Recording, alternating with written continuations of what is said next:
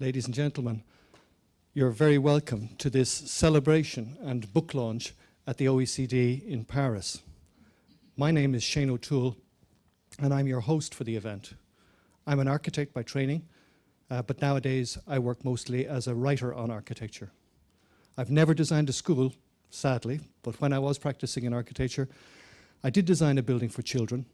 It was Europe's first purpose-built cultural centre for young children aged from 4 until 14. It was called the Ark and is in Temple Bar in Dublin. And like all of the architects who are celebrated here today, their work of architecture is only great when it is promoted by a great client. And through that client, I learned something about children. That children should not be consumers and are not passive consumers, but are active participants. They are makers and doers and not just an audience. And I think that's a touchstone that will be recurring through the presentations that you will hear here this afternoon. So who will we meet during this celebration? We'll meet experts from 4 continents, an architect from Japan, educators from Australia, a researcher from Austria, a reformer from Chile, and an analyst from the OECD here in Paris. And who is in the audience? Well, there are architects, educators, clients, and policymakers. And they've traveled from far and wide, from all parts of Europe, from Mexico and the United States in the west, and from Japan and Korea in the east. There are also representatives of the Council of Europe, the European Investment Bank, and the World Bank. So I think we can say this truly is a global event here in the OECD in Paris today. And it's global in more ways than simply that, because there is a live webcast going out all over the world from this conference. So wherever you are, in whatever country, in whatever time zone, I'd like to say good morning, good afternoon, good evening, or good night. You're all very welcome, and thank you for looking in. I'm sure you'll not be disappointed with what you see and hear in the next few hours. I said this is a celebration, but what is the celebration? Well, it's several celebrations. It's celebrating 50 years of the Organization for Economic, the OECD, 40 years of CELE, and CELE is the acronym for the Center for Effective Learning Environments. So CELE is our celebration today. And this is a book launch event celebrating 50 years of educational facilities. The book is called Designing for Educational Facilities. Designing for Education. It's a compendium of exemplary educational facilities from all around the world. And it is the 4th such compendium that CELE has produced. It produces a new compendium every 5 years, a reflection on where we stand in relation to the architecture that supports education around the world. The compendium features 60 of the world's greatest schools, from pre-primary education to tertiary education. It contains reflections on where we have come from, where we are now, and where we need to go to meet the demands of 21st century living and what education must prepare the citizens of the future for. 166 projects from 33 countries, the best of all of the nations of the world, were submitted to an international jury which was headed by Rodolfo Almeida. And they had the difficult task, this jury, of selecting the best of the best. They selected 60 schools and educational facilities from 28 different countries. And today we're going to focus on 4 of the 6 commendations that the jury awarded to the very best of the best of the best. Okay, let's begin. I'm joined here on stage by 2 key figures behind the compendium, Designing for Education. Tony Shepard, the chair of CELE, and Dr. Bernard Hugonnier, the OECD Deputy Director of Education. Tony is an old friend. We actually went to Architecture College in Dublin together many years ago. And he has been the chair of OECD's Centre for Effective Learning Environments since 2010. He's technical manager of the Planning and Building Unit at the Department of Education and Science in Ireland. Tony. Thank you so much, Shane. Ladies and gentlemen, colleagues and dear friends present here in Paris, and also throughout the world on the webcast. You are all welcome. As chair, I would like to welcome you to the lunch and thank you for being here to celebrate with us. The core of CELE's work is learning. Not only is learning the focus of the work, but CELE itself is a learning environment in which different countries and members learn about different educational systems and different perspectives on learning from each other. So it's a sharing organisation. For my own country, Ireland, the work of CELE has made a valuable contribution to the development of better learning environments, going back to many years ago, 40 years ago. It is therefore gives me great pleasure to introduce Ireland's Minister for Education and Skills, Ruairi Quinn. And while he was unable to be with us here today in person, he has recorded a short video for us. So, Ruairi Quinn, Minister for Education and Skills, Ireland.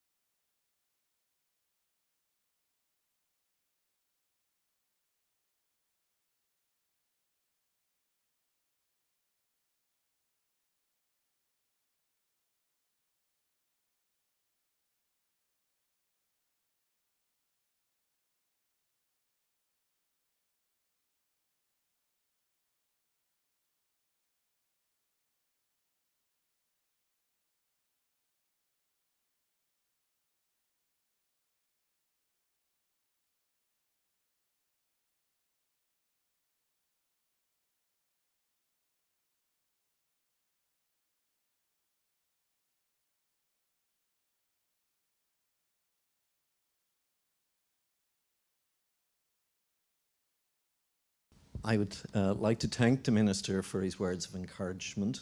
You will appreciate now his unusual background as a government minister, but I believe he is extremely well placed with his background as an architect to fully appreciate the importance of the quality of learning environments.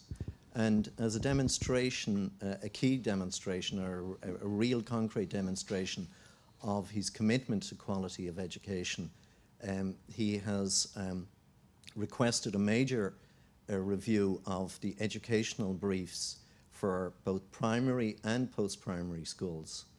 And also another concrete reflection of this is already an announcement of a competition for a 1,000 pupil post-primary school, and this will be formally announced before the end of this year. The buildings in which teaching and learning occur need to also allow for change. I believe this publication, Design for Education, illustrates how good design supports education. It also shows many possibilities of innovation, and it provides a range of examples that I hope will inspire the readership. I would like to thank everybody who submitted schemes. There were many schemes throughout the world, as has been referred to already. The work of the jury, chaired by Rodolfo Almeida, who is here today, was difficult. I'd like to thank all of the jury members for their deep commitment of time and experience. And lastly, I would just like to thank you all for listening in today. And hope as readers of the publication that you will draw inspiration, whether it's pupils, students, teachers, administrators, designers, that you will truly be inspired. So I thank you for attending today. Thank you so much. Thank you, Tony, and thank you, Minister Quinn. Dr. Bernard Hugonnier is Deputy Director of the Directorate for Education in the Organisation for Economic Cooperation and Development, the OECD. Prior to his present position, Bernard Hugonnier was head of the Territorial Development Service at the OECD from 1999 until 2002. But prior to joining the OECD, he was a consultant in economics and was teaching international economics at the University of Paris-Dauphine. And he is presently a lecturer in economics at Paris-Sorbonne University. Dr. Hugonnier. Thank you, Shane. Thank you, Tony, for your very kind words and nice introduction. Good afternoon, all. I recognize today a lot of people, whether students and school principals, architects, policymakers, and others. All welcome to you. Soyez les bienvenus ici à Paris, à l'OCDE. I would like to welcome in particular people representing the schools and universities which are in the compendium. Congratulations to them. And at the same time, I must say I'm very proud. Je suis très fier de reconnaître deux écoles et une université française. Les deux écoles sont l'école internationale de Manosque et le collège de Vazem, si je prononce bien, et l'université Pierre et Marie Curie, qui est, comme vous le savez, une des rares universités qui se trouve dans le classement de Shanghai. All that, the compendium, all that is a result of good work, even excellent work of the Center for Effective Learning Enviroments, and in particular e-staff. You can recognize e-staff because they have a flower, you know, a nice flower on their jacket. So if you see them, just say hello and thank you for this excellent work.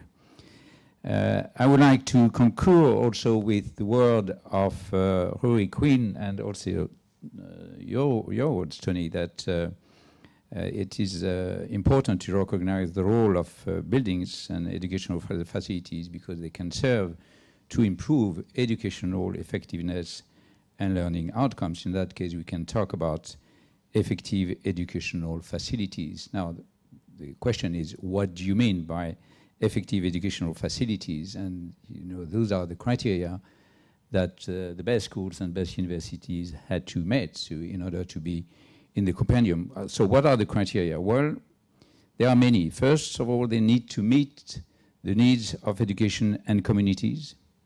They need to support many principles, the principles of inclusion, of safety and comfort and flexibility to accommodate a diversity of teaching and learning strategies and technologies. They need to provide optimal use of resources to meet these needs, and they need to reduce, this is quite important and of growing importance in the objective for green growth or sustainable development, whatever you want to use, they need to reduce the environmental impact of schools and promote environmental education. If you meet all those criteria, you are in the compendium, and if you don't meet all those criteria, you are not in the compendium. But I would like also to stress the importance, and we've been doing a lot of work on this question of management. You know, managing educational facilities is not an easy task, and therefore that requires what we call effective and efficient management of resources and also management of significant investment. We are advocating at the OECD more and more autonomy left to schoolmasters, and this is indeed quite important because the management of investment budget and teachers is getting extremely complex. I would like also to thank the European Investment Bank because they've been supporting the development with CELE, our program, of a new database tool which is called International Database of Best Practices in Educational Facilities Investment. This is a very nice tool, and you can get connected, and if you like, you can put your project on this database and get compared with the others. So this is an excellent idea, I think, to share the information and for transparency of experiences and good practices. This is an excellent initiative. Now, what you need to do is, this is my notes, you need to sit back, but you are already seated. You need to enjoy the spectacle and I would like to invite you also to a cocktail which is going to follow this presentation in a few minutes. Thank you very much for listening and have a good meeting. Thank you, Dr. Ugonier. I'm very impressed with the emphasis on the environmental aspects of the program and that you are actually symbolizing this. It's a whole new sense of flower power that you and your colleagues are bringing to this agenda. Thank you. Thank you, Dr. Ugonier. Thank you, Tony Shepherd. I would now like to welcome to the stage, please, our 6 presenters. We will meet them individually in a few moments. I'd like to bring our architect, our educators, our researcher, our reformer, and our analyst, and invite them to join me on the stage now, please. And while they're coming up and settling down, I'm going to put the compendium to its first use here by reading a short text from it. And the text is by a famous architect. It's a text that's now 60 years old, written in 50 years old, written in 1960 by the famous American architect Louis I. Kahn in his essay, Form and Design. And what he said, Kahn was not just an architect, but he was a philosopher. And what he said was, I think of school as an environment of spaces where it is good to learn. Schools began with a man under a tree who did not know he was a teacher, discussing his realization with a few who did not know they were students. The existence will of school was there even before the circumstances of a man under a tree. That is why it is good for the mind to go back to the beginning, because the beginning of any established activity is its most wonderful moment. I'm sure we will have many wonderful moments shared with us in the presentations that follow. The first presentation is from Japan. It's by Takahiro Tezuka, who is the architect of the Fuji Kindergarten in Tokyo, Japan's largest kindergarten. Takahiro Tezuka, with his partner Yui Tezuka, at Tezuka Architects, designed the award-winning Fuji Kindergarten with spatial designs that are skillfully integrated with the outside environment. Their designs range from private houses to community buildings. Based in Tokyo, Takahiro Tezuka has been professor at the Tokyo City University since 2009. Take it away, Taka. Okay, thank you for your invitation. And maybe I should start right away from the video I think we prepared. It's a documentary program made by a Japanese TV company. And it's saying as soon as they go up to the roof, they start running. And every morning it happens. It's automatic response. And the owner of this kindergarten says, someday these children is going to beat China, because these days we don't get gold medal anymore in Olympic Games. China takes all away. I'm telling that the roof is not flat and it's inclined toward inward, so inside, so that we're making sure they don't spin out. And there are many skylights, you can see that. And there is no playing tool on top. And the architecture is quite important, playing tool. And this is another one by CNN. It's quite broadcasted, quite broadly. There are more than 20 windows on top of the roof. The children love to jump into the net. There are 3 trees. Sometimes we get more than 120 children. We are a couple, and always I'm in blue. And my wife is always in red, and my son and my daughter is in yellow, my son is green. And people think I'm wearing always same T-shirts. It's not true. I have more than 100 of this. And the story begins from this small house we built about 12 years ago. And that time we are allowed to build this kind of roof house without handrail. And since we got all kinds of prizes with this house, we Japanese architects are not allowed to put people on top of the roof without handrail anymore. So this is the last building without handrail. I like it. Nobody can do it anymore. And I don't spend much time on this, but the point is there are many things going on this roof, and the owner of the kindergarten loved that building. And this is the original building existed before our building, And one of the character I liked about this building is that the principal kept walking into each classroom, and he remembered all names of 640 children. It's an amazing thing. And whenever he walked into each classroom, we could hear a voice and just the yelling of the children. We try to keep that idea. And this is a building we built. And since he kept walking into the classroom, I try to make it circle so that he doesn't know when he should end, so he can keep working all the time. And also, we learned a lot from our children, because we know that small kids love to keep making circles. It's a kind of instinct. If we bring our children here, I'm sure they keep making circles around this chair. Just like a puppy trying to eat their own tail, it's quite same response. And also there are 3 trees on the middle of the building, and we try to keep it. But it's not easy, because the spread of our root is as big as the size of the crown. So that we try to make sure we don't cut any root. And then we got this. Hold on, just how come I just go back? Okay. And then principal said, I don't want any handrail. I said, it's impossible. But he said, how about the net sticking out from the edge of the roof so that we can catch that falling off children? He was quite serious about it. He's an amazing person. He said, please make sure the children never break their neck.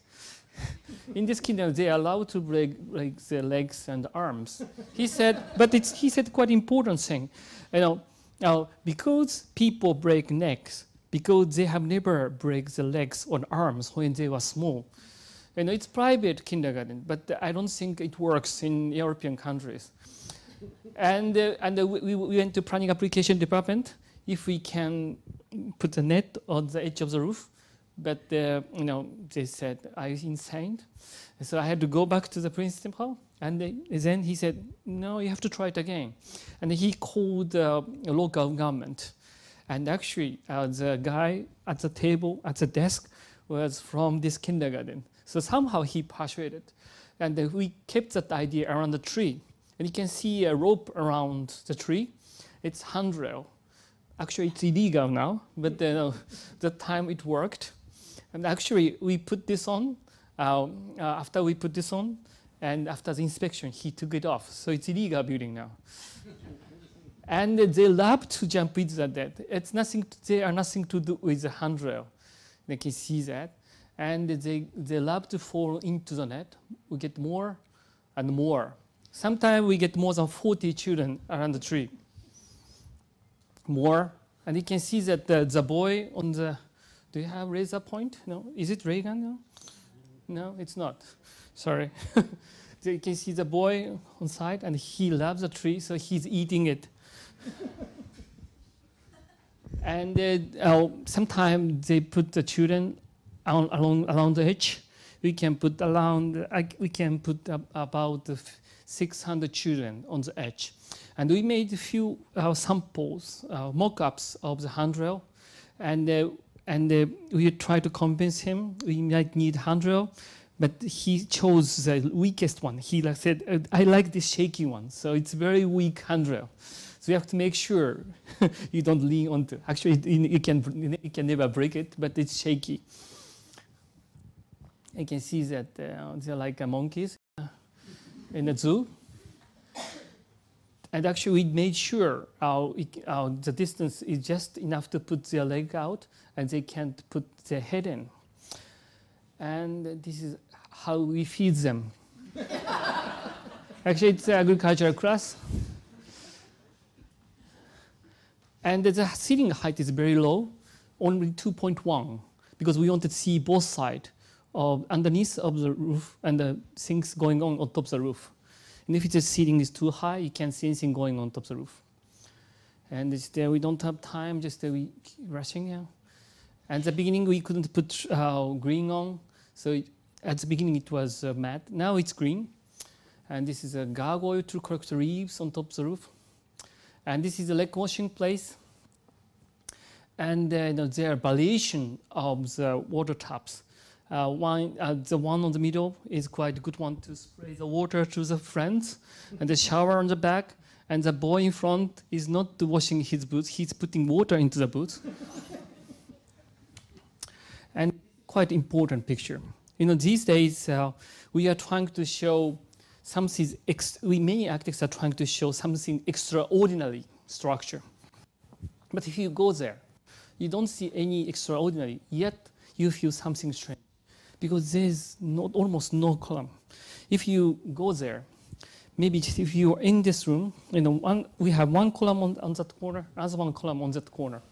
We have very special structure. And always we say, we nostalgic future. In the 20th century, we had to adjust ourselves for technology, like the modern times. Or like, do you know the movie called Tron? In the movie Tron, and our people get sucked into the computer-aided image, and the computer-aided image is the future. But if you look at the movie called Matrix, it's not true. Things going on in the Matrix is much more real than real world. And I forgot, I put my iPhone downstairs. But if you see the iPhone, an iPhone is also the same. The reason why Steve Jobs beaten up that Sony, Japanese company, is that is the closest thing to the human being. It's very simple, no explanation. And so we try to do this quite similar thing. You don't see any structure. And we designed everything around the people. So very small number of the structure, but yet very special structure to absorb the energy. And also you can see that the sliding door is sliding out very irregular curve, because we wanted to keep it quite irregular, but it's not easy. So we have to design all the details, and those acoustic condition is designed by all computer-aided technology. And this school is quite famous of achieving two facts.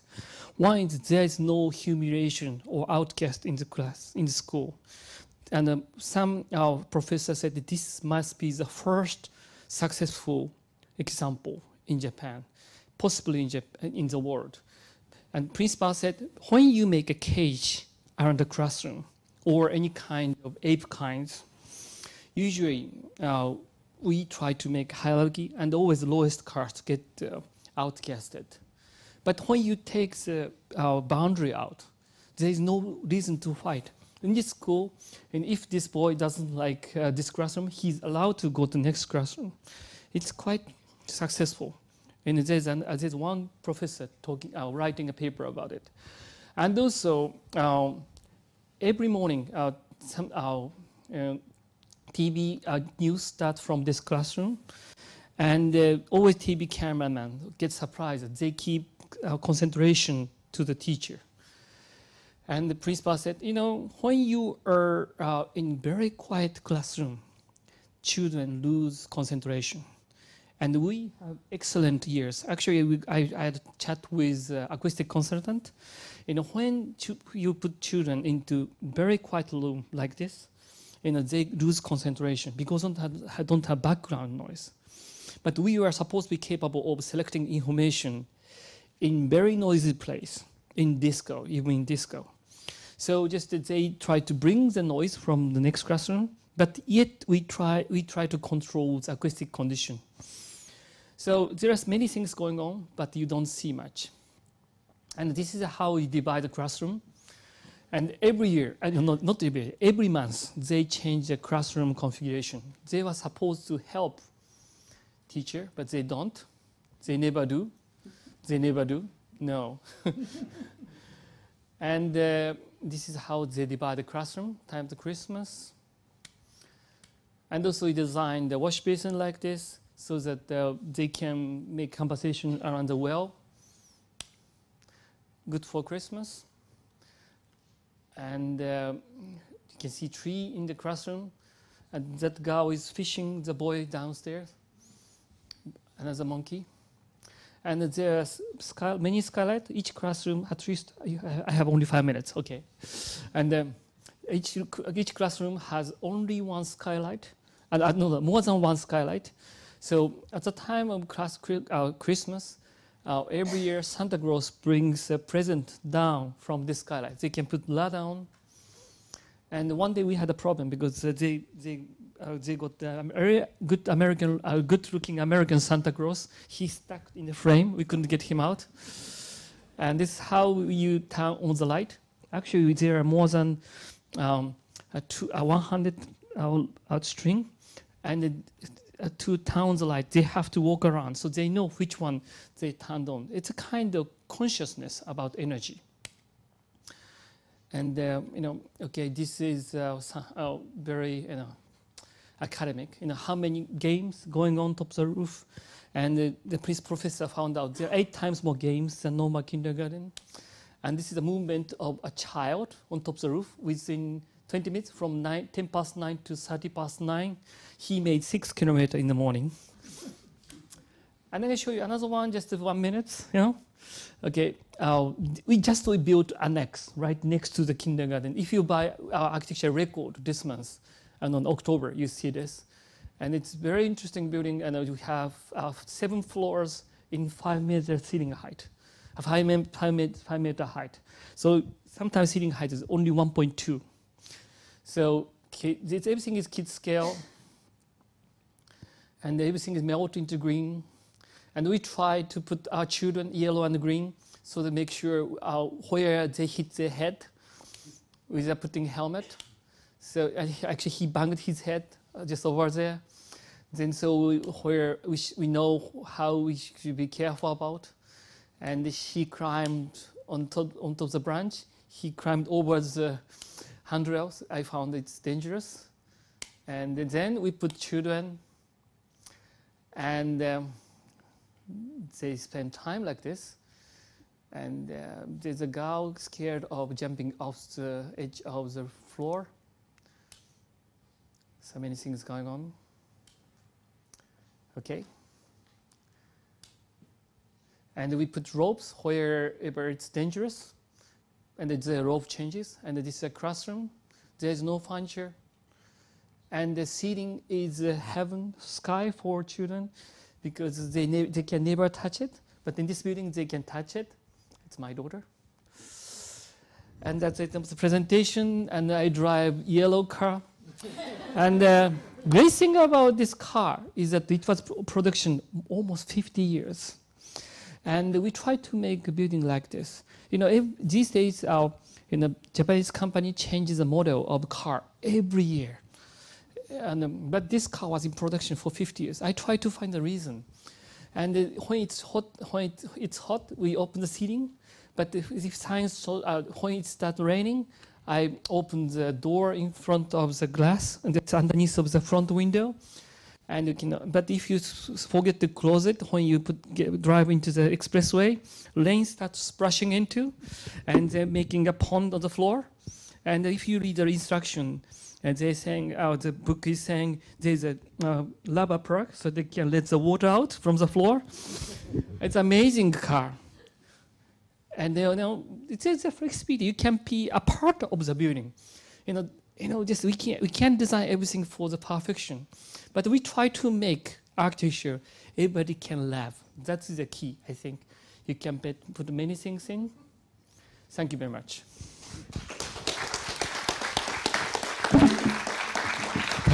Thank you, Taka.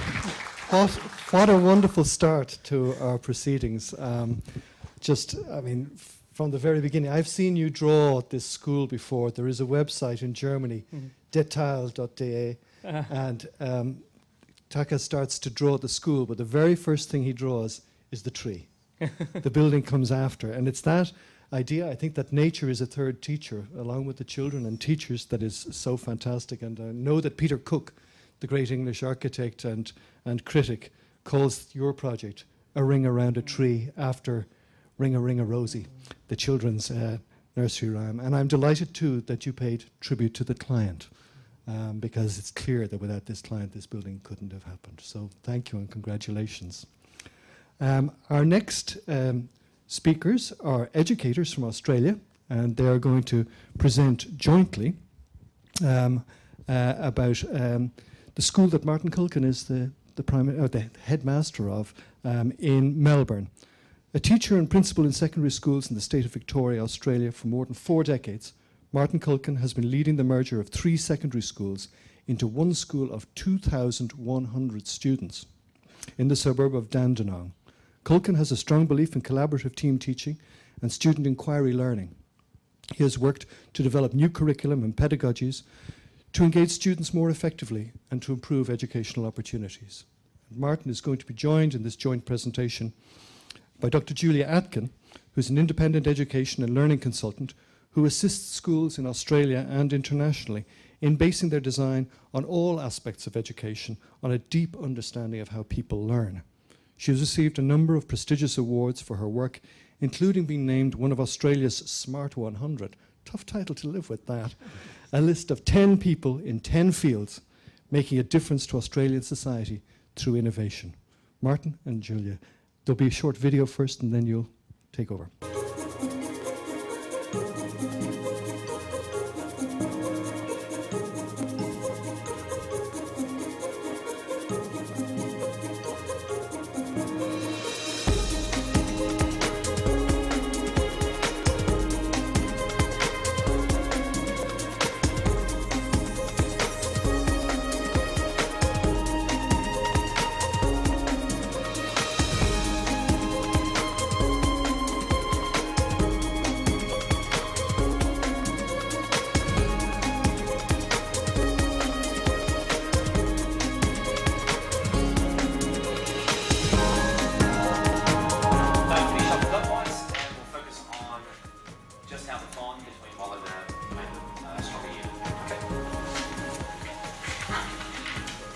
High School is made up of 2,000 students and over 200 staff.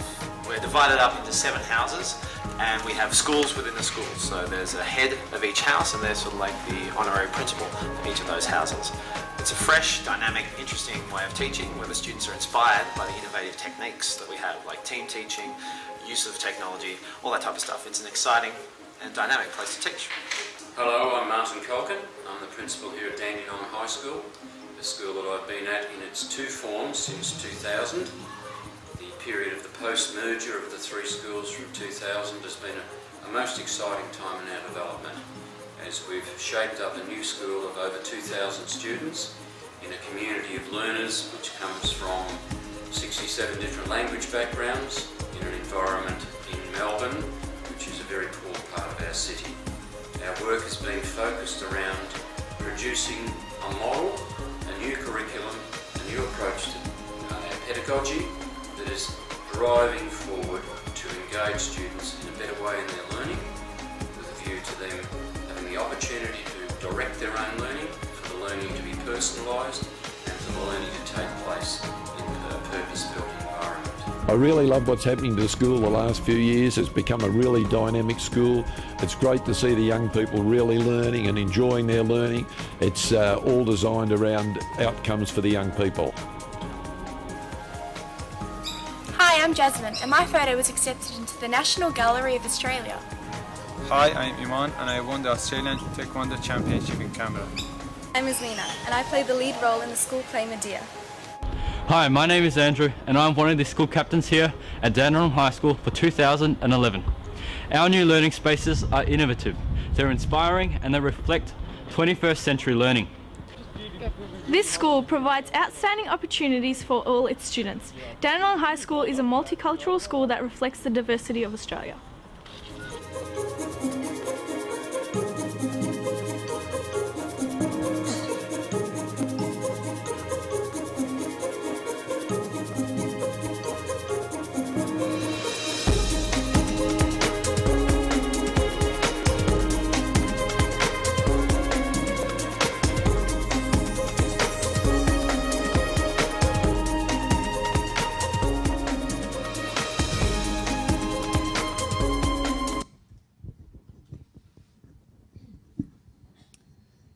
Thank you very much. We'll sit and do our presentation this time, rather less dynamic than my predecessor.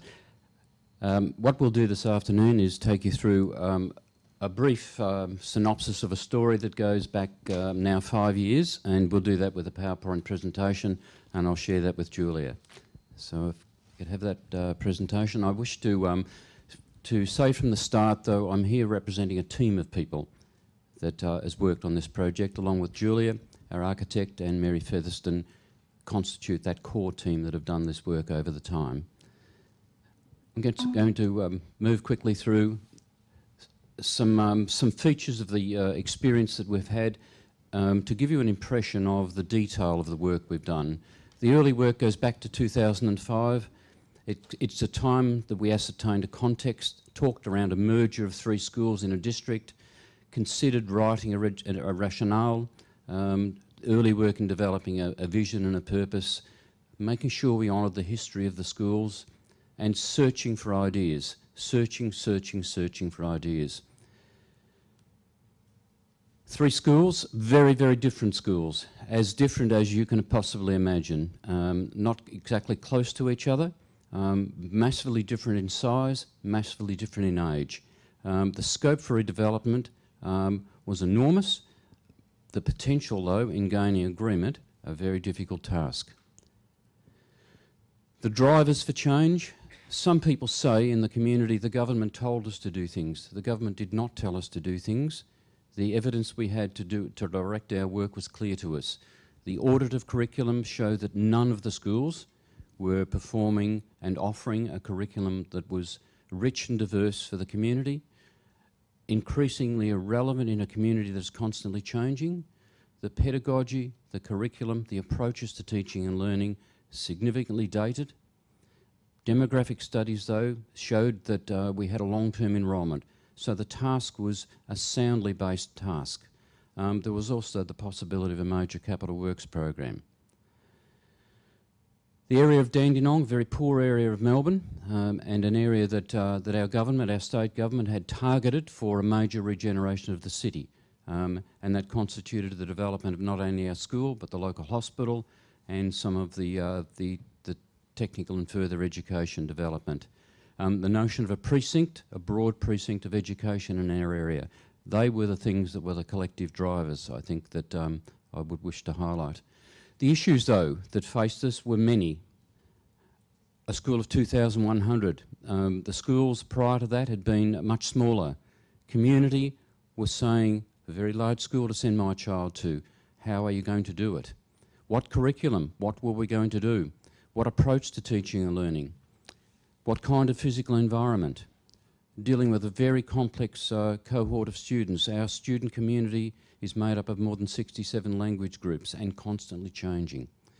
And dealing with change for all of a school community. A process that involved thousands of people in a sense. Seeking agreement from teachers, always a tough task. Remains a tough task. Buy-in, change, what is in it for me, difficult issues. Providing comfort and direction for a community. The mismatch, our thinking was rich, the facilities we had, the environment we had, were in very, very poor state. And our own personal challenges, were we ready and able to deal with something of such broad scope and complexity? I think the period of the thinking period or the creative exploration phase is a period that is characterised around 2006 to 2008. In a minute we'll talk about our master plan, the development of our master plan, but a time when members of our community are involved in those initial discussions. The development of a school-wide vision around a set of agreed values and principles of teaching and learning were the things that emerged during that time. And remember, we have an architect on board with us at the time. We are still doing our thinking, though. Searching for ideas, some travel and exploration, looking at the notion of what we really would like to have, so some rich thinking. What was the dream world, if you like? Working with focus groups of teachers, students and parents, it's a highly inclusive model. And building a strong guiding coalition of leaders. What were the knowns? We knew some things when we started this journey. We articulated those in our educational rationale, a broad-based vision. We felt that a truly collaborative teaching and learning process was the model we favoured. We felt that an innovative, contemporary and dynamic learning environment were the environments we wanted. That was not what we had in schools, one of which was 90 years old, others around 50 years old, built in another time for other purposes. Student self-directed learning, a personal learning model and a differentiated curriculum. Groupings of 50 students. We had done some exploration work around critical group sizes. In some of my travels, I saw group sizes of 100 students. I saw them of 75. I saw them of 50. 50 appealed to us as a group we felt we could sustain and work with 3 teachers. An environment to support the notions of teaching and learning we were working our thinking through. Learning centres, or schools within schools, is the acronym that's used. We'll talk more about that in a moment, but essentially places where 300 students would work and learn together in communities. Technology rich and a structure of strong student support.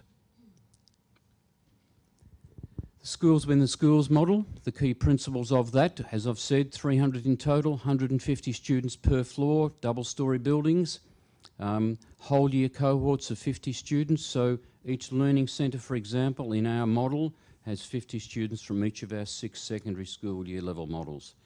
Integrated facilities, flexible, creative and purposeful spaces, and student and staff interface, so a student and staff presence or staff presence throughout. Our master plan, which is built across 2 sites, as you can see there, a cluster of learning centres at the bottom corner and further open spaces and further development at the top part of the diagram. Not all built yet, but in a process and mostly now funded and ready to start. Our key known, though, was that we wished to build on a notion that every student can learn, wants to learn, and that the whole school is structured to support that. That was not necessarily the thinking within the schools at the time. Certainly an action-based approach and a desire to encourage curiosity, lifelong learning, empowerment, independence and reflection. They were words at the time. What our task has been to make them actions. Investing in people, of course, the critical work of any change is the people. An understanding of the diversity of the people we were working with. The notion of a purposeful learning community. A classic change management process, and very evident at the start we could see the early adopters, the skeptics and the group that wouldn't have anything to do with it. Of course that has changed over time, but it's not a magic potion and it's not a perfect world by any means. Meeting people's needs, I think the period is characterised by the most heavy consultative period that I've ever been involved in. And I must stress, of course, one of the key characteristics is the development of our leadership capacity. Setting the negotiables and the non-negotiables, open-ended consultation is not an effective model. We knew that, and so it was bound up in we need to move on things. Ascertaining what we valued, focusing on the right work, and continuing with the explanatory voice. What are we trying to do here? What is the evidence? What is behind our direction? The final phase, final design phase and initial building phase happens around 2008, a highly pressured year for us. And we really firmed up our thinking into the creation of some learning spaces, but not without, because nobody had travelled this journey that we had embarked upon, not without us building a prototype in a relocatable building within our school grounds and trying things out. An imperative, though, from our department to move forward and very high levels of support. I must say, before I hand to Julia, that last dot point there, a period of personal reflection. I can vividly remember going to a meeting with Julia, Mary and Richard, our architect and our interior designer, at a house one afternoon, and I think it was the crisis of my career. I felt out of my depth. I felt that I was floundering. I felt the decision rested on my shoulders. I felt ill-equipped for the task. And I went home to my wife and said, I don't think I can do this work. I don't understand it well enough. It challenges my philosophy too much. But as you go through that sifting and sorting process, reaching that crisis, I suppose, is sometimes one of the peaks of your career. You recover from that initial feeling and you go forward knowing that you've got support and you've got ways forward. Wouldn't be the only time we faced those things in our career, but it was the toughest of them all. I'll hand to Julia. Thanks, Martin. Well, it's really interesting with Martin talking about his personal reflection in the crisis period, because there were probably two things that talked me into working with Dandenong, and it had been quite a while before we actually managed to get the meeting happening and getting together. And one of the things that convinced me, when I first heard of a school of 2,100 students, I thought, oh no, crowd control. And then when I heard that they had actually decided on a macro plan of a macro design of 7 houses of 300 students, I thought, thank heavens, this is a human-sized grouping, and it's something that could actually work. So that was the thing that convinced me that this was a school that had one of the basic premises correct, and that's where they were working from. The other one was, I guess, going back to Martin talking about his feeling of being in crisis. I'd had a similar experience myself many years before, actually, where I was trying to work with a team to redesign a school where I was teaching. And I remember a point where I felt like I was going down in quicksand, where I knew clearly what in the type of learning we wanted, but not really how to get it and to how to actually design for that to happen. And you're getting a clearer and clearer picture all the time, but there's nothing in front of you to help you imagine it. And so that at the time, and even with Dandenong, where the direction that they've taken, no clear images from somewhere else to actually do the work. And so what I'm going to do is, sorry, going the wrong way here, I'm going to do a little bit talking and trying to highlight what were the key challenges in the process side that I've helped with, and what are some of the key processes that have made the difference or have probably led to Dandenong's high success. And the biggest thing is that it's changing people. Actually, I think the building redesign and change is actually the easiest part. Getting even an idea of what you want to do is the easy part. But when you're starting to change mental models for 21st century learning, you're actually talking about people changing. And they've got habits of lifetimes, and you're actually trying to get them to do something very differently in moving towards 21st century possibilities. There are no shortcuts. Quite often people will say, oh, we saw a model. In fact, they still, when they come to Dandenong to visit, they'll say, we want one of these. And what I would argue, wrong starting point, that there just are no shortcuts to getting people to do the thinking themselves. I call it capturing their hearts and minds and getting them to not reinvent the wheel, but to do the head and heart work that means that what they're designing is coming from within. It's something that they're driven for. And so co-creation is really one of the key principles, I guess, in the way that we've worked. And it's also driven from what you value for learning, and I'll talk a little bit more about that in a moment. At the point when Martin, the day we had the meeting where Martin talks about his big crisis, what had happened is we'd had a session with a development team who were ready to try and do the design work. And when we came together, I'd sort of said, okay, well, here's your big vision. You've got your educational rationale. So now just imagine a day in the life of the school. What's it like? What do you need? And what I went around from group to group to group, and I thought, oh my God. And it wasn't a negative comment about the people.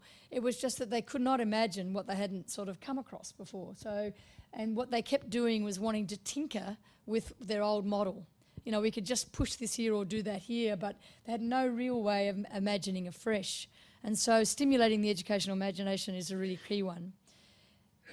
Rhetoric to reality, we'll come to that one as well. So let's look at one of the design challenge. And when I was doing the writing for the compendium, Alistair said to me, people see design principles, they'll think architectural design. I've stuck the word back in here in terms of design challenge because part of the work has actually been helping educators see themselves as designers, not simply planners, and not just planning to do out, sort of throw out to roll out a curriculum, but designing how they were going to work with it and so on. Because we're not about building a faster caterpillar, we're really about trying to allow a more beautiful butterfly to emerge. We're really talking about transformation. And transformation isn't a linear process. You really need to get the whole system, every aspect of the system had to be looked at, from leadership to teaching to learning to people changing to education, the nature of learning and teaching changing and so on.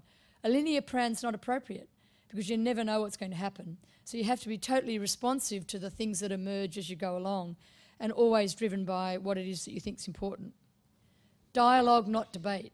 a really readiness to listen to each other and hear the best of the thinking that any one person might be doing, and to allow something to emerge that's bigger than any one person could have come up with. And definitely not a competition.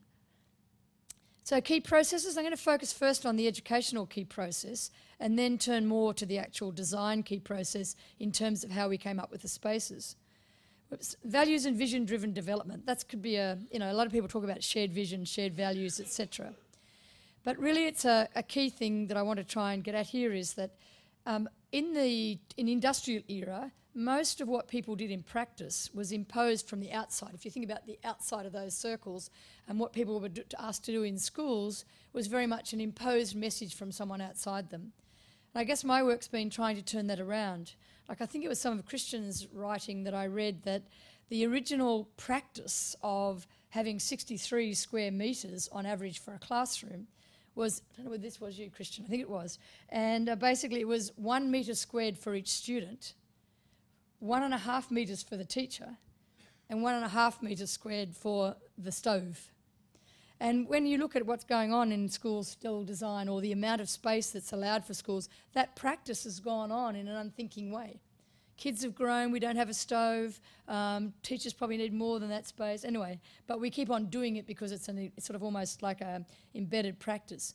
So the work is really to ask the question, why? Well, why do it that way? And what is it we're really trying to achieve, and to really articulate the values and beliefs and to drive it from the inner out. In terms of Dandenong, how that plays out, just to give you a quick example, and I don't expect you're going to be able to sort of read this next slide, but this is one of the sort of a model of that that's been developed by the team of people working in the development. And right there in the centre, you'll see that it says we value collaboration. And the reason is, and they actually talk about why they value it. What are the beliefs that we have that suggest that collaboration is a good idea? Now, not one team has done that. It's been redone and redone about for at least 6 or 7 teams within the school that I've worked with. Everybody has to do that head and heart work. You can't say, here's someone's answer as to why we need to collaborate. Why do we actually need to do it? You come up with your own solutions, why your own beliefs. What we find is that that's a pretty common list that comes from everyone, but it's theirs, it's owned by them. And then when you come to do something in practice, the question is, all right, well, if we value collaboration and we actually, for these reasons, when you do that, are you actually achieving the things you say you value? And so if not, how do we change the practice? So they're learning principles that Martin's referred to are ones, and I love the spirit of learning that was in Takaharu's talk, and I guess that's the same thing we're aiming for in Dandenong. It's a free spirit of learning. And those are, again, the touchstones that people use in the actual design and of what they're doing in the classroom, or in the class learning settings, I should call. In terms of the key processes, there's one really key design one that's come around in terms of the design of the learning settings and spaces. And again, it's an inside-out process, where beyond the simplicity of an open and flexible space that people talk a lot about, we sort of started to go from the inside out. How do you stop people just wanting to slightly tweak what they had? It was all about giving them a chance to think about all the different types of learning activities they wanted if they valued learning of a particular kind. And then how many of those settings do you need? Different settings, all the different types of ones we might have, how many of those do you need, and how many do you need to use at once? From that, then, how do we use the floor area we've got to integrate those spaces so they work together in a very purposeful way? And so that's really what came up. Could have easily been from the floor plan that we had for the 7 houses. That could easily just have been a number of the traditional egg carton classrooms. It's become a very different place by designing from the inside out. Look at the learning settings and then design what you need from there. It looks like our time is going to be called here, Martin, but in terms of the building capability at every level is probably the where it is in 2011, but I think you have to see one thing or 2 things as a final thing as to what's actually happening and what's making the difference. And I will finish because I can see the sign down there, otherwise we'll get tossed off the stage, I'm sure. We've worked in this environment as a whole school only in 2011. We've worked in part during 2009, 2010. What I wanted to show you is some data because people ask me, well, how do you know it works? In Victorian schools, 3 surveys are administered each year, a staff survey, a parent survey and a student survey. That's an example in front of you of some staff data. I've been waiting for the third year of 3 to get some data. The arrows are indicative of the direction of improvement. I must say I'm very surprised with this. Julia assures me I shouldn't be. But across things like individual morale, school morale, etc., you can read those for yourselves.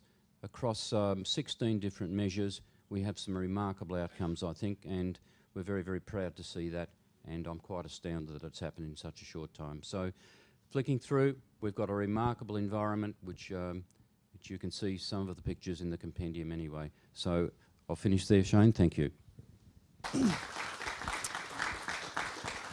A very rich and detailed presentation, and I can say that there is a more detailed essay about this school contained in the compendium, which Julia has teased out as one of a pair of case studies in her essay. We will now be showing a video from Austria. We've been to Japan, we've been to Australia, and now we're back in Europe. The Bertha von Suttner Sonderschule, or special school, which is a really, really amazing piece of work.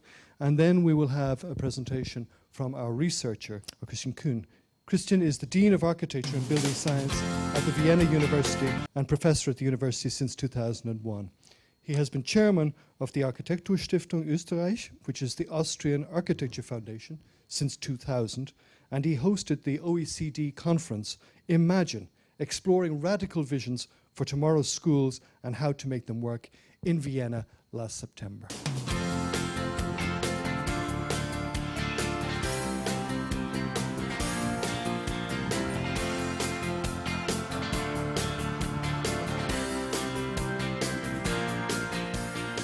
Hi, I'm Ingeborg Schramm. I'm the principal of the Bertha von Suttner School. It's nice to have you here. We have children from the age of 6 up to 18, and we have disabled children and children with a problem in their behavior. We have a very new building with a lot of glass, and so it's very bright inside.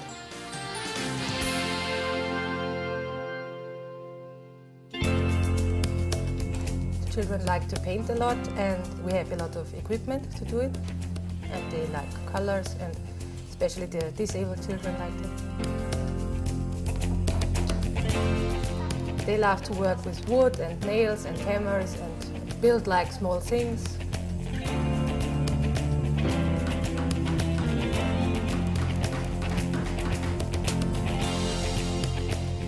We also have a large computer room where the children learn about computers and how to use them.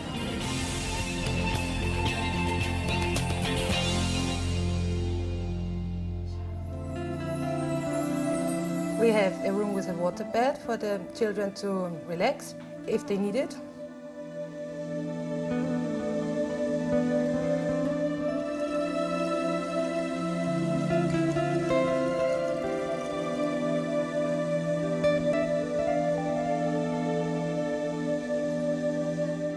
We have a special room for exercise, and there is special equipment also to relax the children, and balls and other stuff.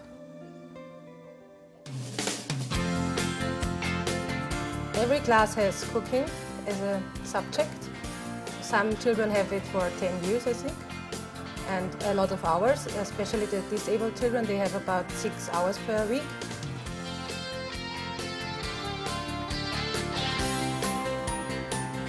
The physical exercises are very important.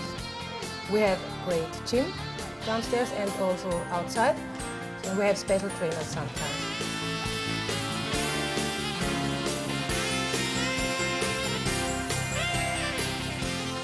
We have a big garden where the children can plant some strawberries, and they can ride their bikes or run around.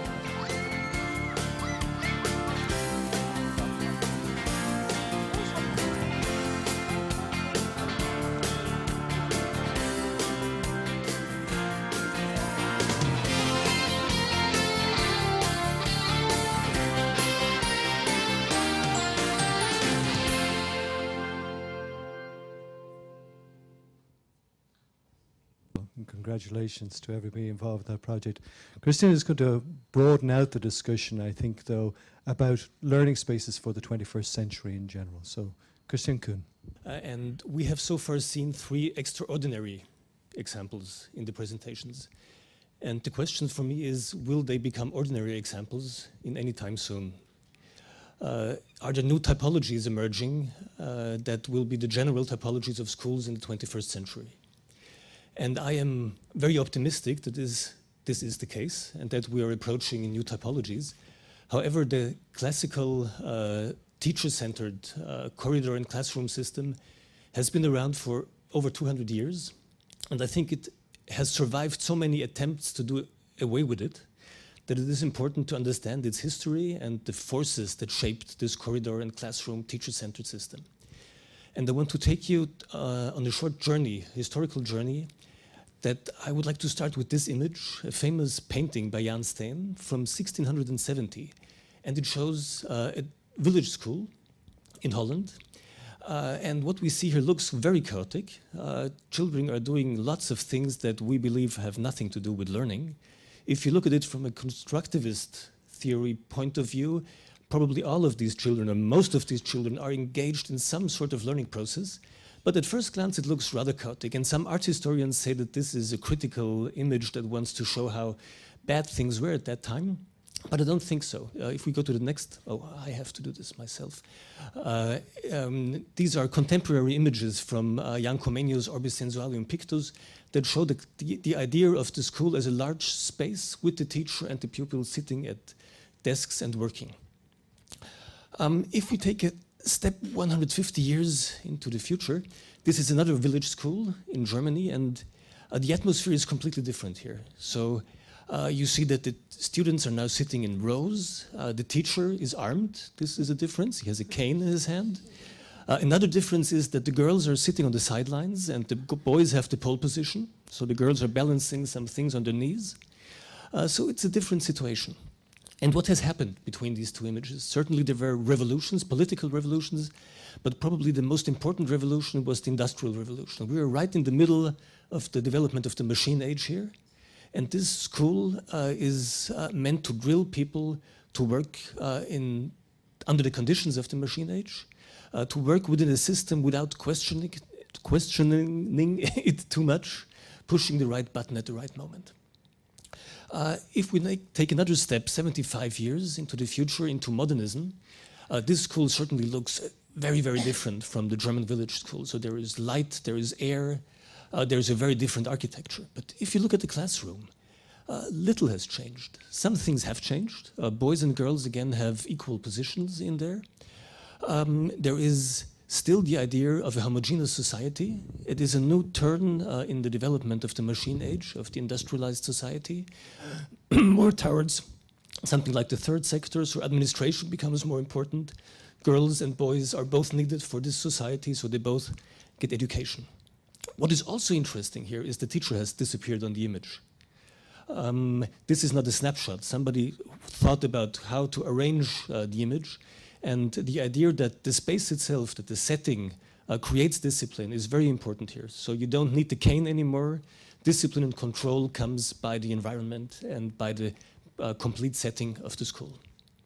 Now, in spite of all the beautiful examples that you see in the compendium and that have been presented here, today's schools in many cases still look very much like this.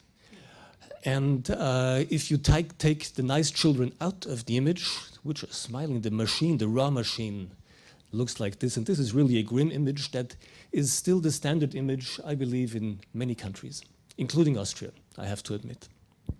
Now, why should this change? One of the reasons I strongly believe that it is necessary to change these settings is that the demands on the learning outcomes and the result of education have completely changed. We are not living in the industrial society anymore, but in something that has been termed the knowledge society in the 1960s. And I strongly believe that this is clear that knowledge, at least in the industrialized countries, is the main source of wealth and of well-being. And the OECD has produced a study in 2003 about key qualifications for this knowledge society. And the interesting point is that they came up with only 3 key qualifications. Number one is use tools interactively. This relates to information and communication technology. So the idea that we need people who are aware of the benefits and of the dangers of these technologies and are able to use them in an interactive way. The second point is act autonomously. This means we need people that, unlike the people drilled for the industrial society, not only push buttons, but that people who are willing and able to take their own decisions, set their own goals, and most important, take the responsibility for the results.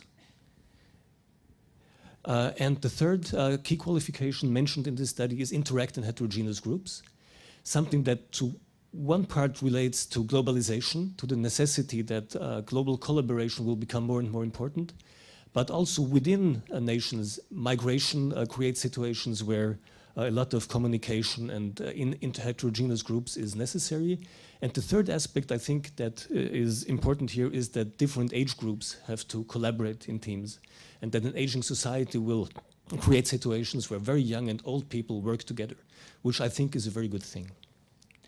Now, all of this needs completely different teaching methods, and we have, which have already been mentioned, personalized education, teaching in teams, breaking up the social structure of the class into different overlapping teams, using the network of learning surrounding the school.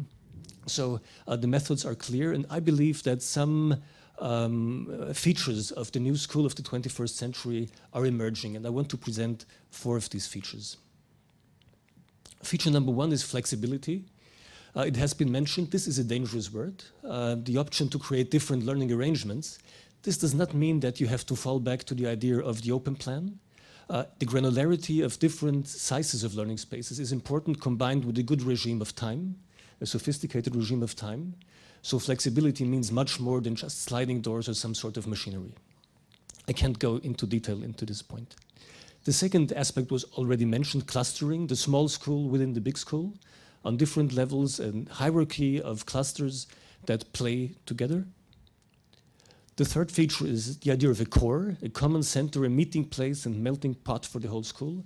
Most of the more innovative examples show one or the other of those core spaces within the school. And you see that, like in this image by Hermann Herzberger School, that really works to bring people together. And connectivity is the fourth feature that I want to mention. The school is a node in the wider network of learning, locally within the community, but also globally with all the information and communication technology that creates completely new networks that have to be used. What you see here is a small Austrian village where all the learning institutions gather together, make a program for the next 2 years, and students going from kindergarten to the library meet similar topics that are discussed there. So if architects would ask me today, how should we design a school, I would give a very, very simple answer to sum up, that the school is a space for teams, that they should treat the task to design a school in this fashion. It means that people in the school form heterogeneous teams, work together, that this needs an infrastructure, an adaptive and flexible infrastructure with a lot of well-designed microenvironments that serve the students in the school. Also offering the possibility for the individual to find his own way of learning, his own learning arrangements, with all the dangers of these choices. This child found a very special way of his learning arrangement. Certainly, you will be very concerned about his spine, but he certainly has other learning arrangements and doesn't spend 6 hours a day in this situation, but he certainly is learning, and he made a choice for himself. It is important to note that all these ideas I have mentioned, also these spatial features, are not new.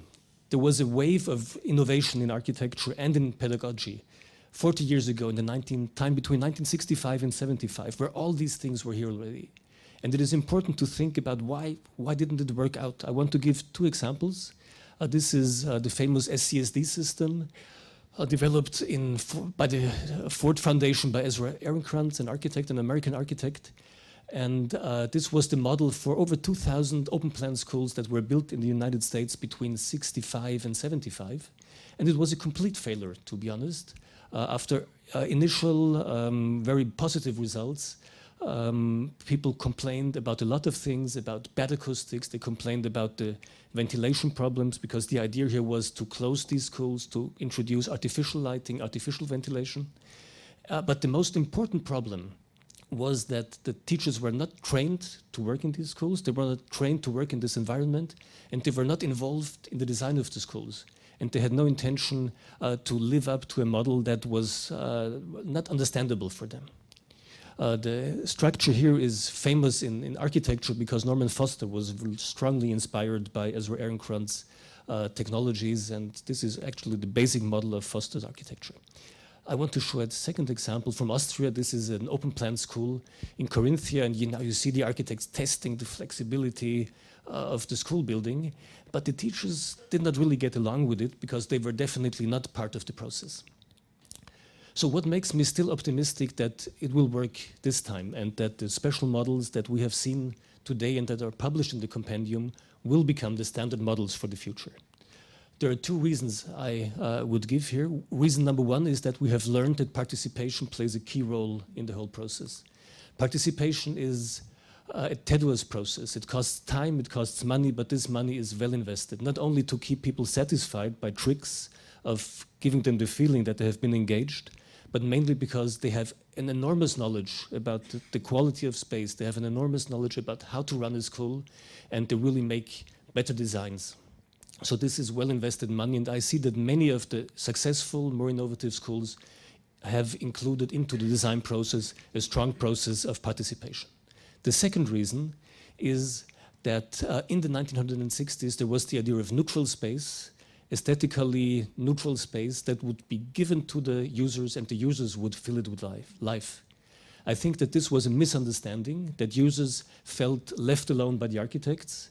So what we need today is a strong infrastructure with microenvironments which are well designed. We need memorable spaces, and all the projects that are published in the compendium, they show memorable spaces.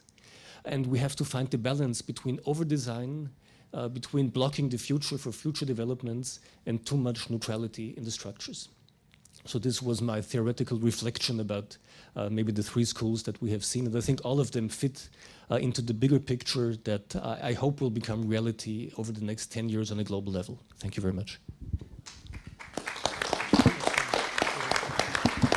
Cristián, thank you. And there is an extended essay in the compendium covering much of this ground and more by Cristián in the compendium. I know I have a lot of questions, but we're going to keep moving along at the moment so that we do leave time for questions from the floor later on. But there are issues about ideas that were in the air 40 years ago and yet weren't picked up, and they're coming back around again. And how can it be different this time, and who's researching in those areas about literally technology transfer, organizational change, and so on. From Europe to Latin America, and we will be looking now at a video about the Liceo Técnico Profesional La Florida in Santiago de Chile. And following that, there will be a comment by Cristián Cox. I think we're very lucky to have this presentation, and I think you may surprise the audience with some of the comments that you will make after we see the video. But Dr. Cristián Cox is head of the Center for Research on Educational Policy and Practice at the Catholic University of Chile. Previously, he was the director of the Curriculum and Evaluation Unit of the Chilean Ministry of Education from 1998 until 2006, from where he led the design and implementation of the curriculum reform of the schooling system of Chile during the 1990s.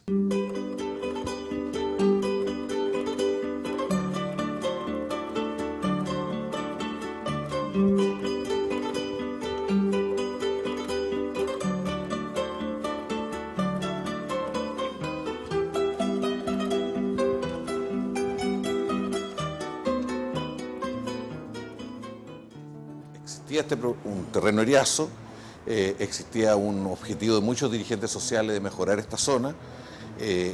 Viendo las necesidades principales, surgió la idea de un liceo de educación media, un técnico profesional. Nosotros quedamos gratamente sorprendidos cuando nos movilizamos del lugar provisorio, cuando esto recién estaba funcionando. Generó inmediatamente como una paz para los chicos. Acá en el colegio el bullying ha bajado bastante. De hecho, ya el año pasado se registraron casos muy aislados de bullying y este año ya ni tenemos.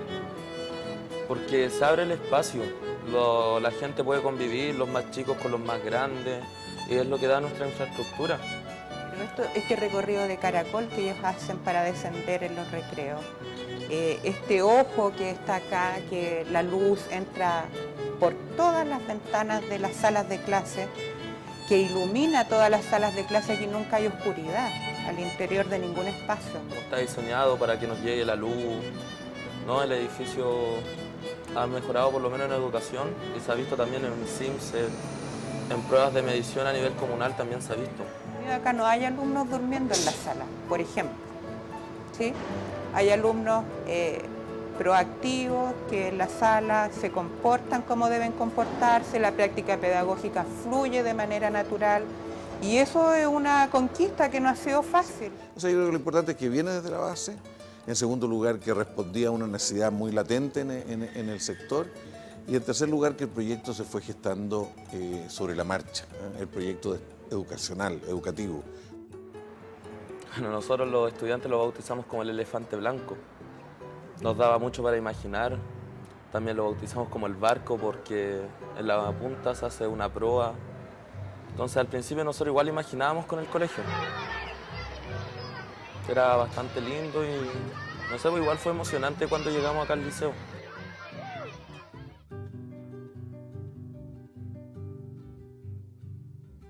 Vivan los estudiantes, jardín de nuestra alegría. Son aves que no se asustan de animal ni policía. Y no le asustan las balas ni el ladrar de la jauría. Caramba y zamba la cosa, que viva la astronomía. Thank you very much for that introduction.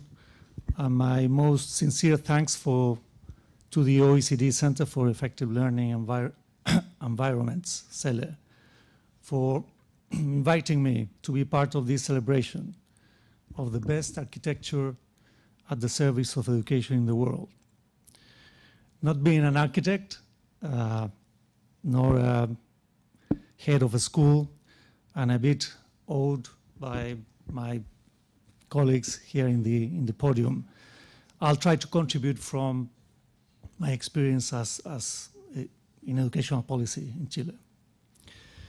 I'll first contextualize the video on the Chile project, then refer to the larger policy context in which that project took place, to end up raising some general points on the dialogue between architects and educators that the other Cristián was so eloquent about it. Context. Pablo Neruda, in his Nobel Prize speech in 1971, said that he came from a country that was, quote, a land separated from all others by the steep contours of its geography, unquote. You are seeing Chile, satellite view from the extreme north to the south. You can see how narrow it is between the mountains and the Pacific, and you can see how it gets to Antarctica. As we have just seen in the video of the Liceo Técnico de la Florida in Santiago, we were unable to film its teachers, students, and the community because their work has been interrupted by a major student movement, which includes both lycées and universities, since May of this year, constraining educational activities and in the process stirring up Chilean society and politics. The movement's key demands, which have strong public support,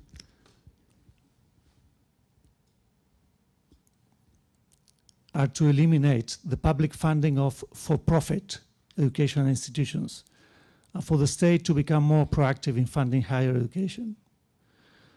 This in an educational system which has advanced as much as any other Latin American country in terms of quality, but has become one of the most socially segregated in the region.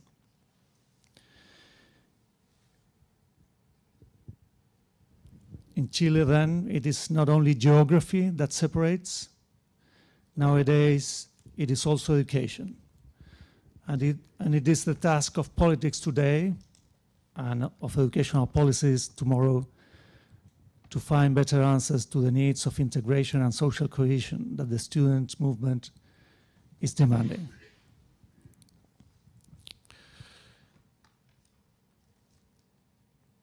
On educational policies and school architecture in Chile and OECD.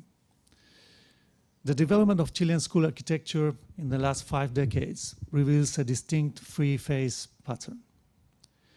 Throughout the 60s and early 70s, access to education was the paramount problem, and the building of schools was a high priority. So a standard type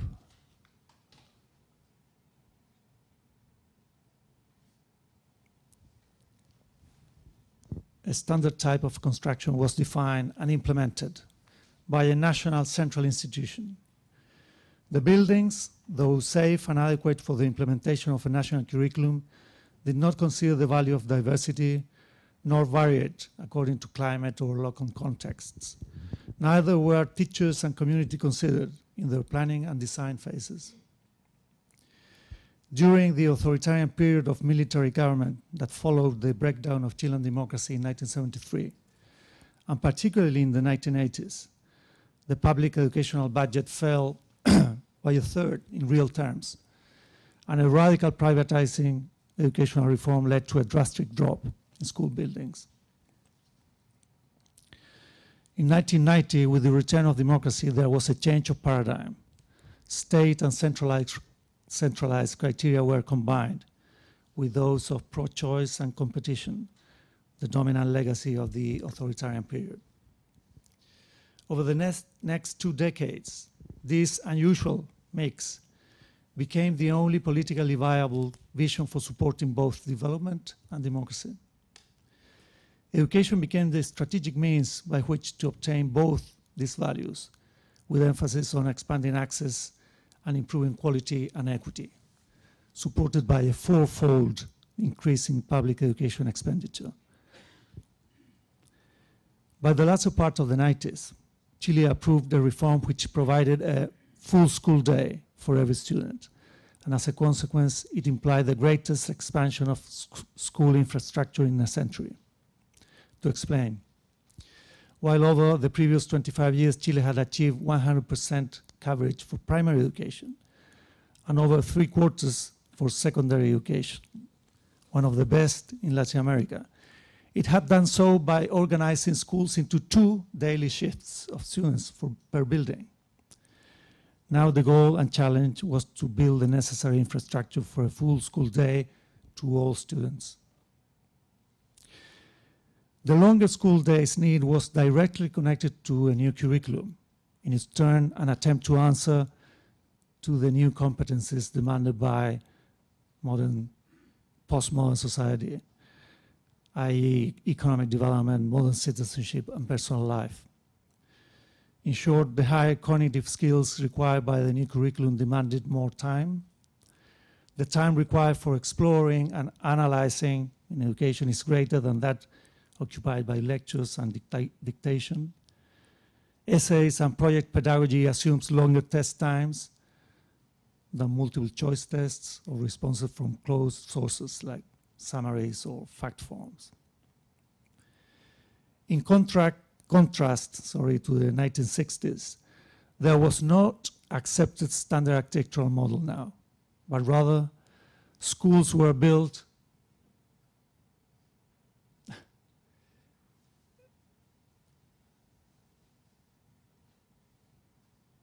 on a case-by-case basis as responses to educational objectives and local needs within nationally defined criteria and standards.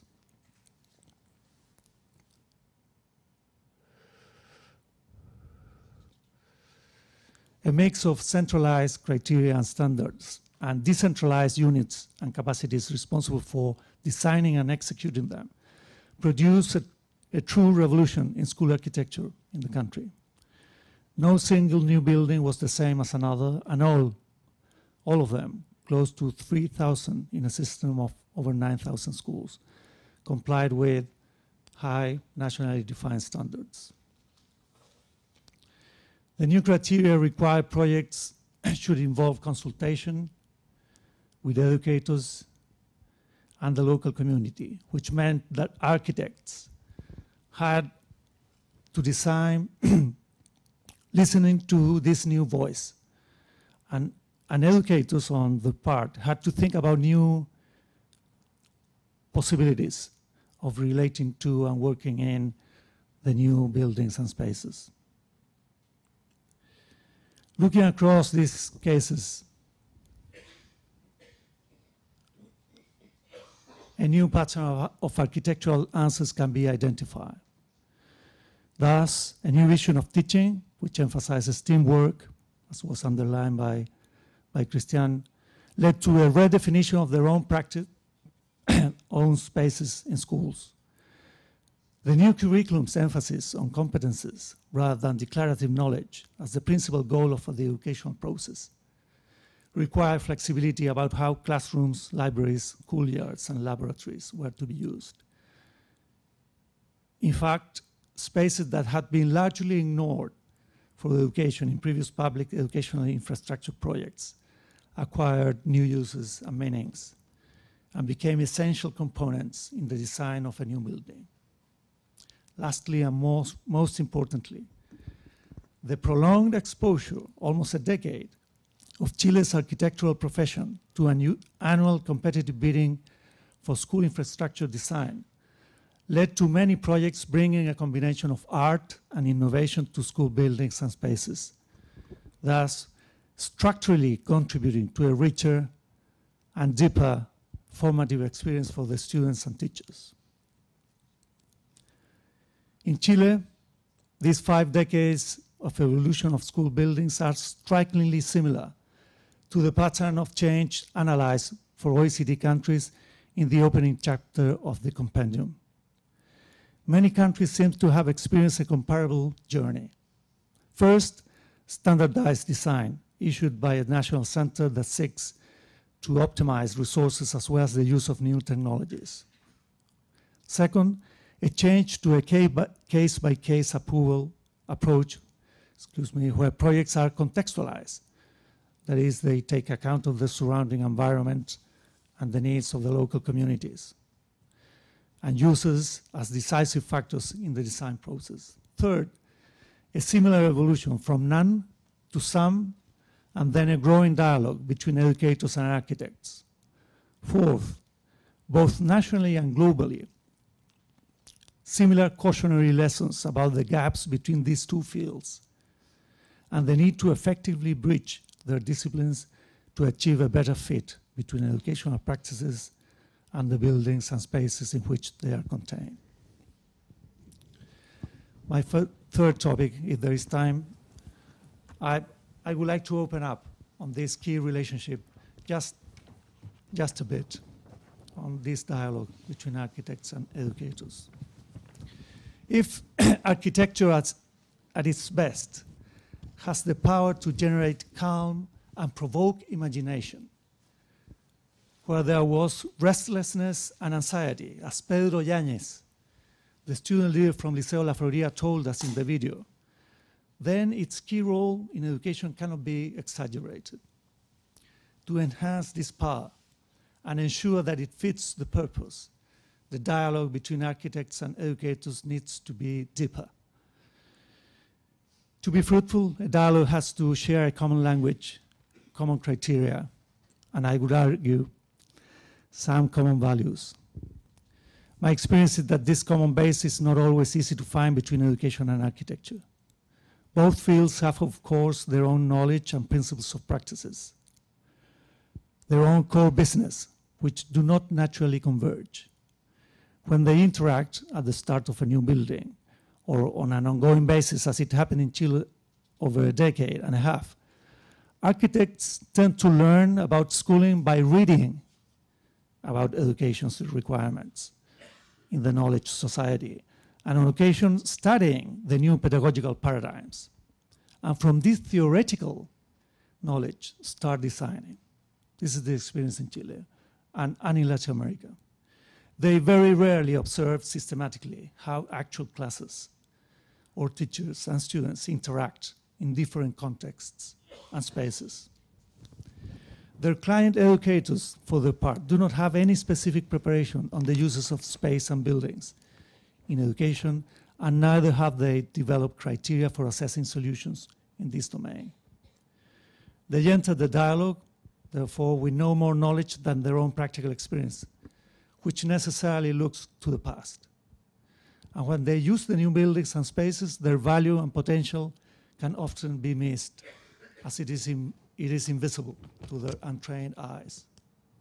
I know of no school of education in my part of the world that includes in its curriculum time set aside for ideas about the uses of architecture to enhance the key functions of education. If this is an inevitably approximate but valid description of the knowledge basis of the exchanges between the two professions, I think two crucial questions need to be answered. First one, what is needed to produce a more fruitful dialogue? And secondly, what are the institutional and professional conditions that can overcome the limitations in the patterns revealed by the compendium, as well as by my own country's recent experience? I think that a fitting form of celebrating the best school architecture projects in the world is for both professions, architects and educators, to take these questions home and start working together on ways of answering them. Hopefully we should see some fruits in the next compendium. Thank you very much.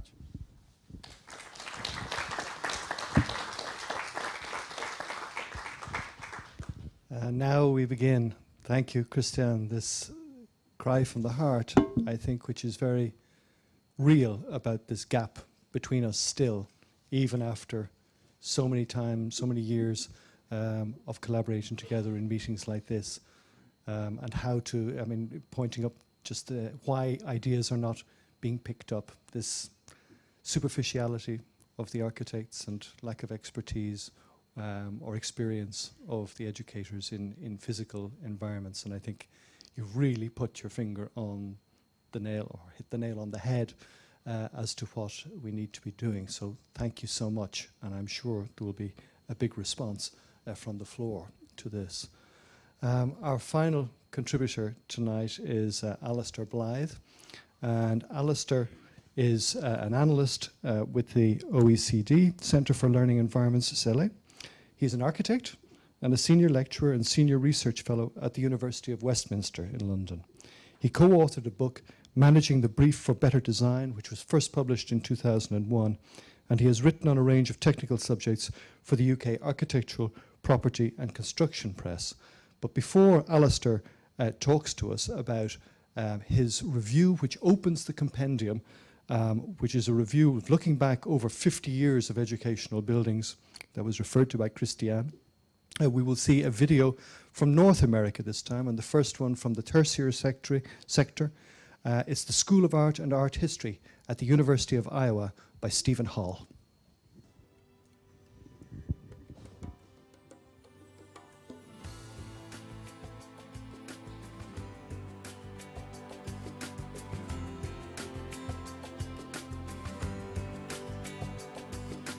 The building itself provides students with wonderful spaces in which to create art.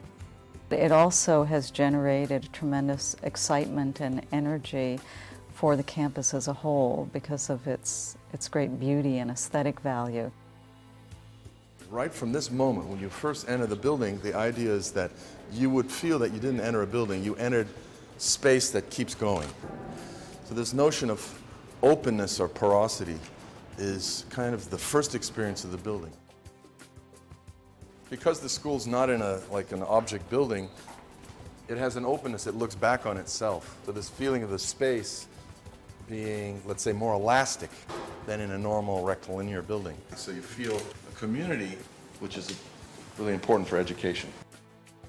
The prominent placement of the gallery and the fact that it was the main space that welcomed you as you entered For me, it definitely set the stage for feeling like I was walking into a space that not only respected, but celebrated the production of art.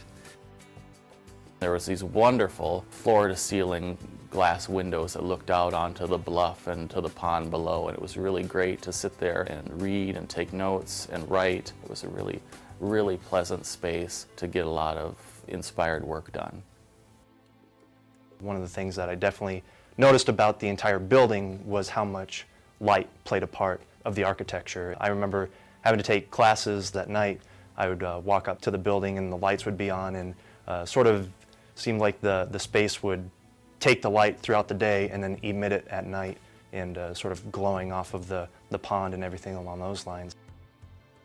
Something to celebrate in that building is that you didn't feel like the disciplines were segregated.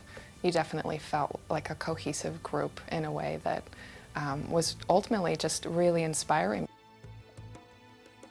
Students, of course, are always very concerned about where they are going to be learning about art, and so now they can learn about art and study it within a work of art itself. The building is a beautiful work of art.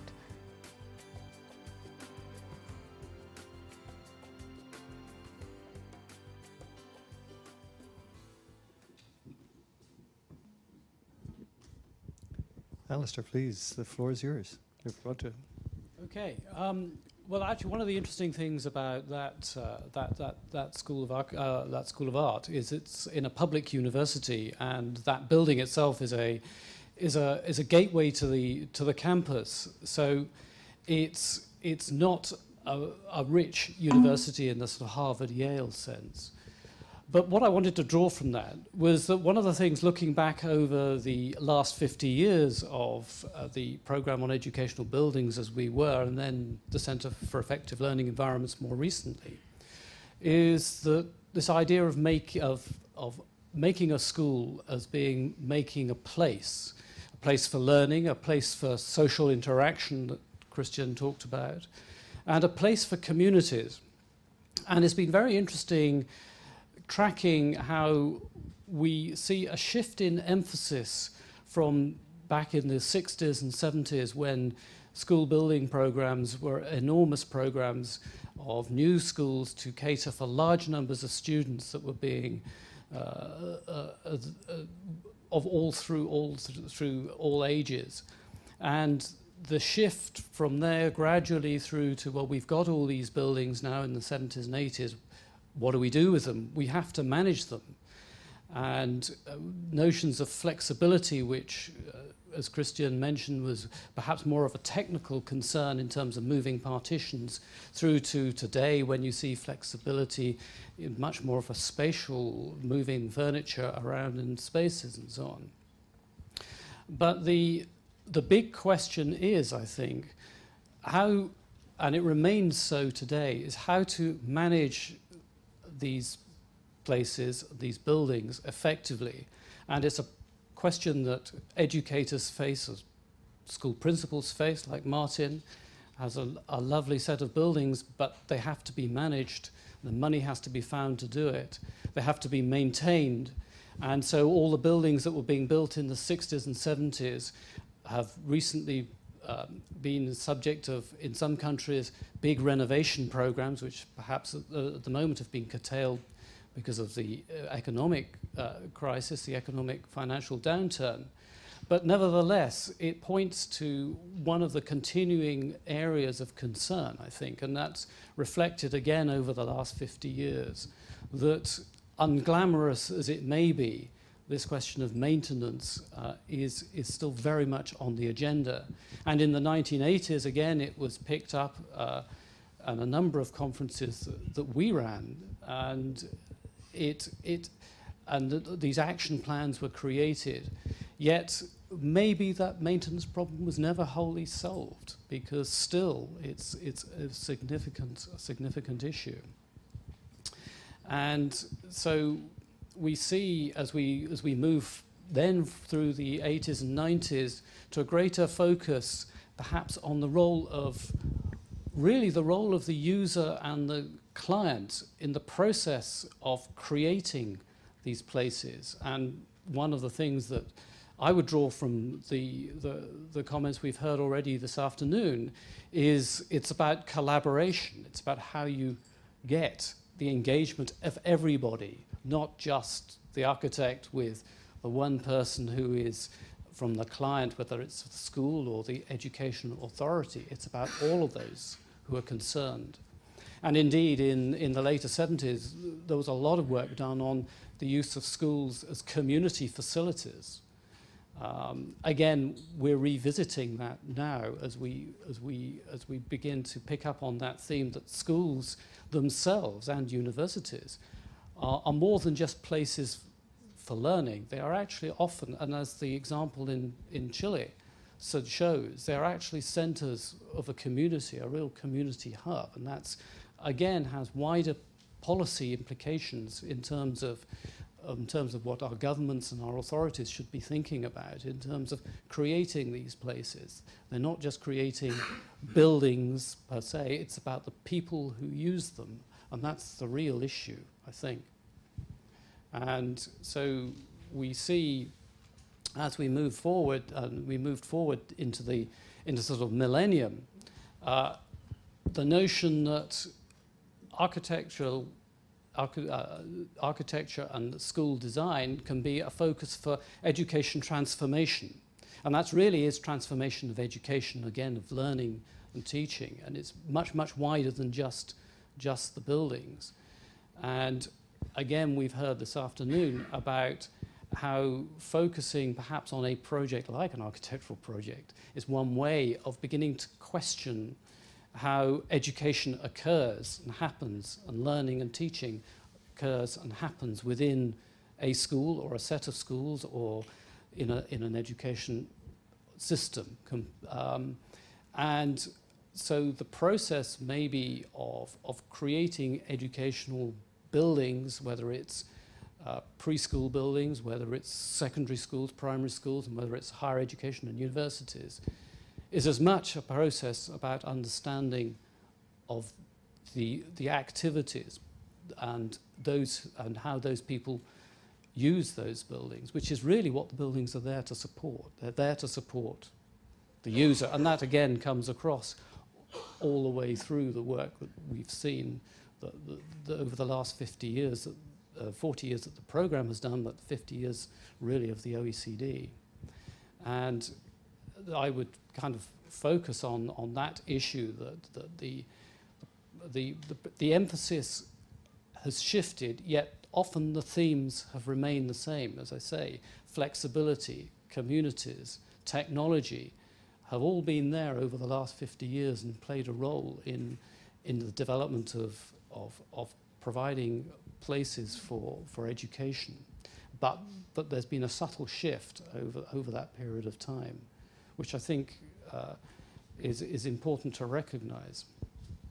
So with that, I would just kind of conclude by saying that as we perhaps look forward from where we are now, and Cristián's picked up on this, we see a development, and it becomes clear in the compendium that you're seeing greater number of a variety of spaces within buildings and the way they're used, and the way education is able to take advantage of them. And it really unlocks education possibilities. And that's perhaps another key role of the architecture, the backdrop, if you like. It's about unlocking the potential. And whilst there are still very many traditionally conceived environments of school buildings, of classrooms, boxes lined up side by side, rather like train carriages against a corridor, there is beginning to be greater fluidity, more connection between these parts of these buildings. And again, it's about social interaction. We see a lot of that coming through. So I'm optimistic about providing new ways, new places in which education can take place.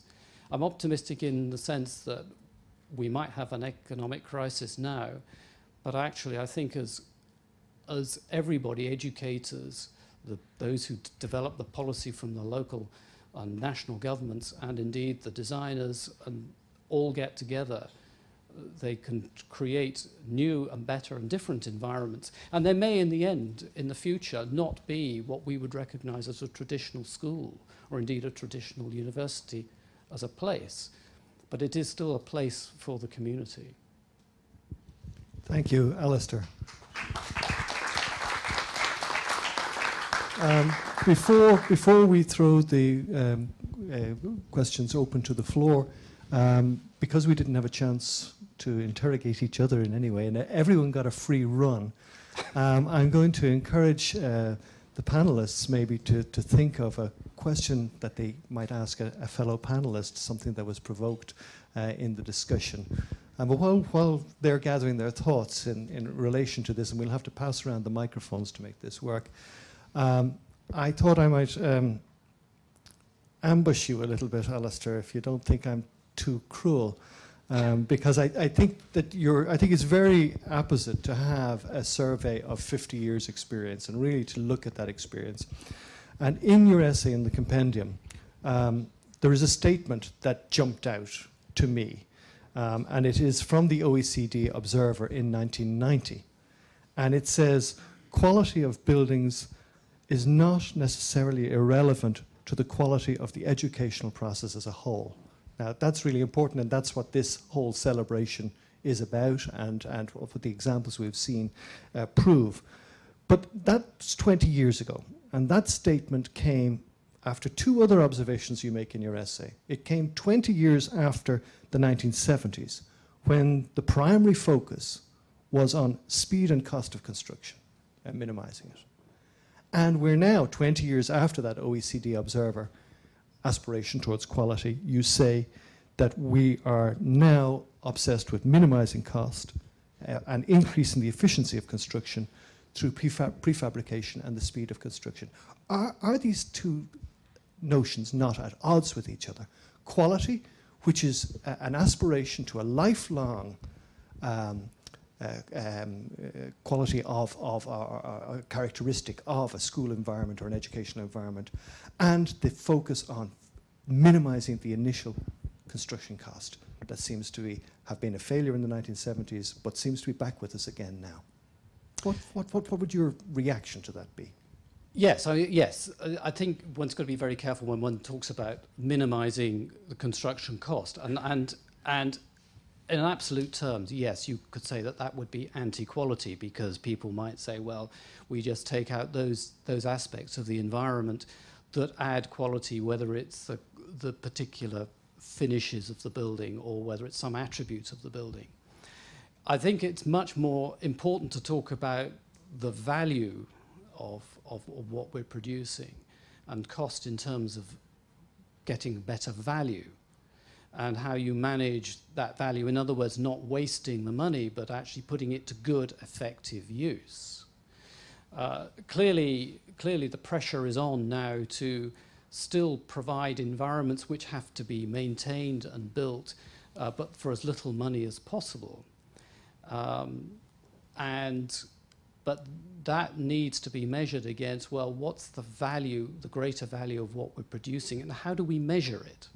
And that is still a really big issue, because we're trying to measure quality. Or how do we measure quality? It is, in a sense, qualitative rather than quantitative. It's not always so easy to measure. Yet we get indications from the sort of comments that we've seen on these videos that maybe quality is about a feeling that you get in the building, that people are happy, they're comfortable, they are inspired. So some of these issues are not easy to measure, but I think it's very much still an issue of quality. And I think with quality, of a good quality of building, you do still get, or could get, a good quality of education. I think there is a linkage between the two. Anybody? Yeah. If you need a justification for the 5% extra costs that maybe a more beautiful building costs than an ordinary standardized building, I think it's sufficient to say that education also includes aesthetical and cultural education, and that we know that learning works better also psychologically if you are happy in the environment, and in contrast to having to fight against some conditions you don't really want to be in. So it's easy to find these 5%, and if you want more justification, you were mentioning the construction costs versus the life cycle costs. Buildings are, school buildings also teach how you use your environment. So they are really a very important means of educating people towards a new usage of space, of energy. This also costs more money in the initial costs, but maybe really saves on the life cycle costs. So maybe you have buildings 10% more expensive than if you just buy some containers and build some nice sculpture in front of it, which also sometimes counts as architecture, which I don't believe is architecture. So you can find the justification, but you have to have the power to reach the people who give the money. I wanted to make a point about the very impressive presentation by Takaharu. While he was presenting, I realized that the point I was going to make about this dialogue and its limitations between architects and educators, in this case, was not at all the case. It was the exact opposite. And the understanding features of this project had a lot to do with his dialogue, or his and her spouse dialogue, with the school principal, who not only had an extraordinary vision about children and how to educate, how to make them grow, but that he was able to communicate and to enter into a professional dialogue with another profession on an equal basis, and on a communicative capacity that is normally lacking. So I would like him to expand, if you can, about how important was for this design your observation of kindergartens and your dialogue with this extraordinary educator, because it seems to me to condense everything we would need to make these dreams about space and buildings being a key educating tool and mean, which is not the case, because this dialogue is not there. Okay, first of all, I must say that the principal is not normal educator. He's not from educational field. He tried to be the governor of Tokyo City. And actually, he is the chief secretary of the original Tokyo governor, 1980s. And he tried to be the governor. He failed. So he gave up his career. And he started the cake making business. He made $5 or $6 million. And he said, okay, I gave up. I fed up with making cakes every day. And he invested all the money to the kindergarten he built. So that is how he became educator. He's an extraordinary person. But my point is being amateur is very important thing. You know, he said, what's the quality? It's quite simple. If people smiles in the building, that is a quality. And it's quite easy to understand. And when you build a building for children, right, what you need to do is how you can be one of them. And always my students ask me, my architecture students ask me, how can you make such interesting, funny buildings for children? And how can I do that? And I said, okay, if you want to understand the children, make one, you understand. And some students said, okay, I'm designing a prison for And said, okay, okay, you should break into the jewelry store. You understand? But I think like that, you know, and you know, it's not so difficult thing to think about, you know. Just you need to be one of them, and if when we designed the kindergarten, we became the teacher for a week, and I tried to understand it. That is the most important thing, I think. That's a quality, and it can actually, and also I must say the building is not expensive at all. But did the teacher become the architect for a week? Maybe it's a good idea.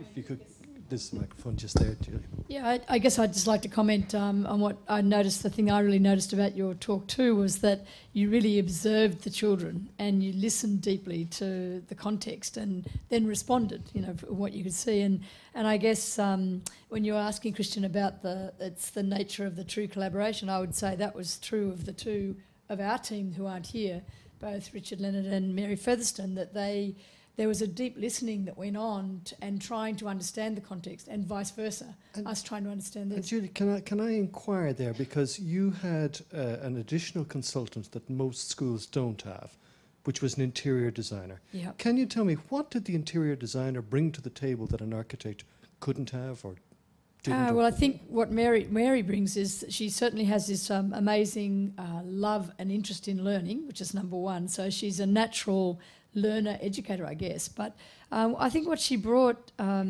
it was really that whole inside-out process of designing from the inside out, with learning and learning settings, learning activities being the centre. And I think then the key thing that she brought that I don't think was there, and I've seen in other architectural groups that I've worked with, it's not there as clearly or as strongly, was her capacity to integrate the flow of the spaces so that the nature of the learning activities and the learning interactions and the social interactions will actually flow well from one to another. I've seen people do lots of learning settings, but they sort of plonk them in the space, whereas what this did was as an aesthetic and a beauty really about the way that the spaces integrate and flow. So I think that's what she brought, and it was an interior design head versus a building design, if you like, that was really the key. I'm not saying other architects wouldn't do that, but that was certainly the bit that she brought. Yeah, look, I might only comment in addition to that. I think we could have run the risk of having had a magnificent building, which could have always just been a magnificent building, but without that fine tuning that Mary brought to human flow, which evolved into the development of the kind of furniture that we chose. And the furniture we chose was not off-the-shelf material. It was purpose-built for the most part for our environment, which allowed us to do the sorts of things that we wanted to do. I think the experience I see with lots of projects is furniture is often forgotten and it's brought in at the last moment to populate the environment. That's not what we did, and I think we're richer for it. So. I think that's an interesting observation, that you say you want more than a beautiful building, that, you know, in a way, a beautiful building is not enough for you. And it prompts me to try and provoke Cristián Cox a little bit, if I can, or to get him to explain something which you didn't touch on, Cristián, in this presentation, but you end your essay in the compendium with a very provocative statement, in my view, which is, for the time being, architects should refrain from the impulse to design the perfect learning environment. Is that not a little bit at odds with what we're celebrating, or why should they refrain from designing the perfect learning environment? It's about the word perfection. Perfection means that something cannot be changed anymore. It's, in the Latin sense, it is perfect. It doesn't make sense to put anything in addition there. If you do something like this to a school as a living organism, you're probably at best serving the moment, but not serving the development. And there are a lot of ideas in architecture that deal with this question. One of the examples that really is most amusing for me is the MIT Building 20. At the MIT, there is one famous experimental building built in the 1940s. It was designed in an afternoon by a grad student. It was a wooden construction, and people loved it because they said you can put your elbow through the wall, you can dig holes, the thing doesn't collapse.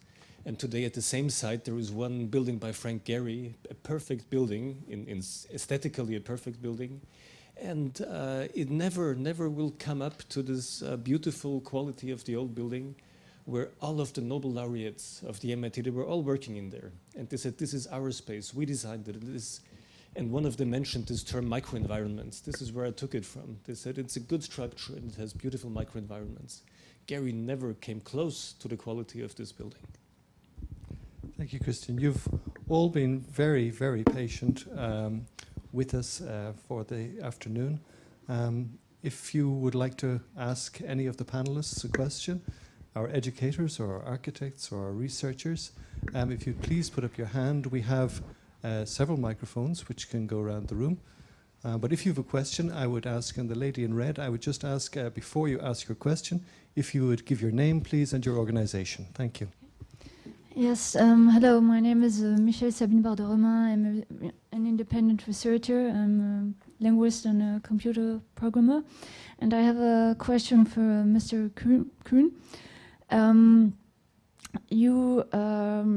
Well, we saw the video, we saw the children with learning disturbances, and I was wondering, did you at any steps of the conceptions, or yes, when you just thought of creating this structure, this school for invalid, mainly for handicapped children, did you ever think to integrate them with valid children? Because there are many studies that show that the integration of valid with invalid children bring both sides to very good results. They learn to emulate, to communicate with each other, which is other, sorry, and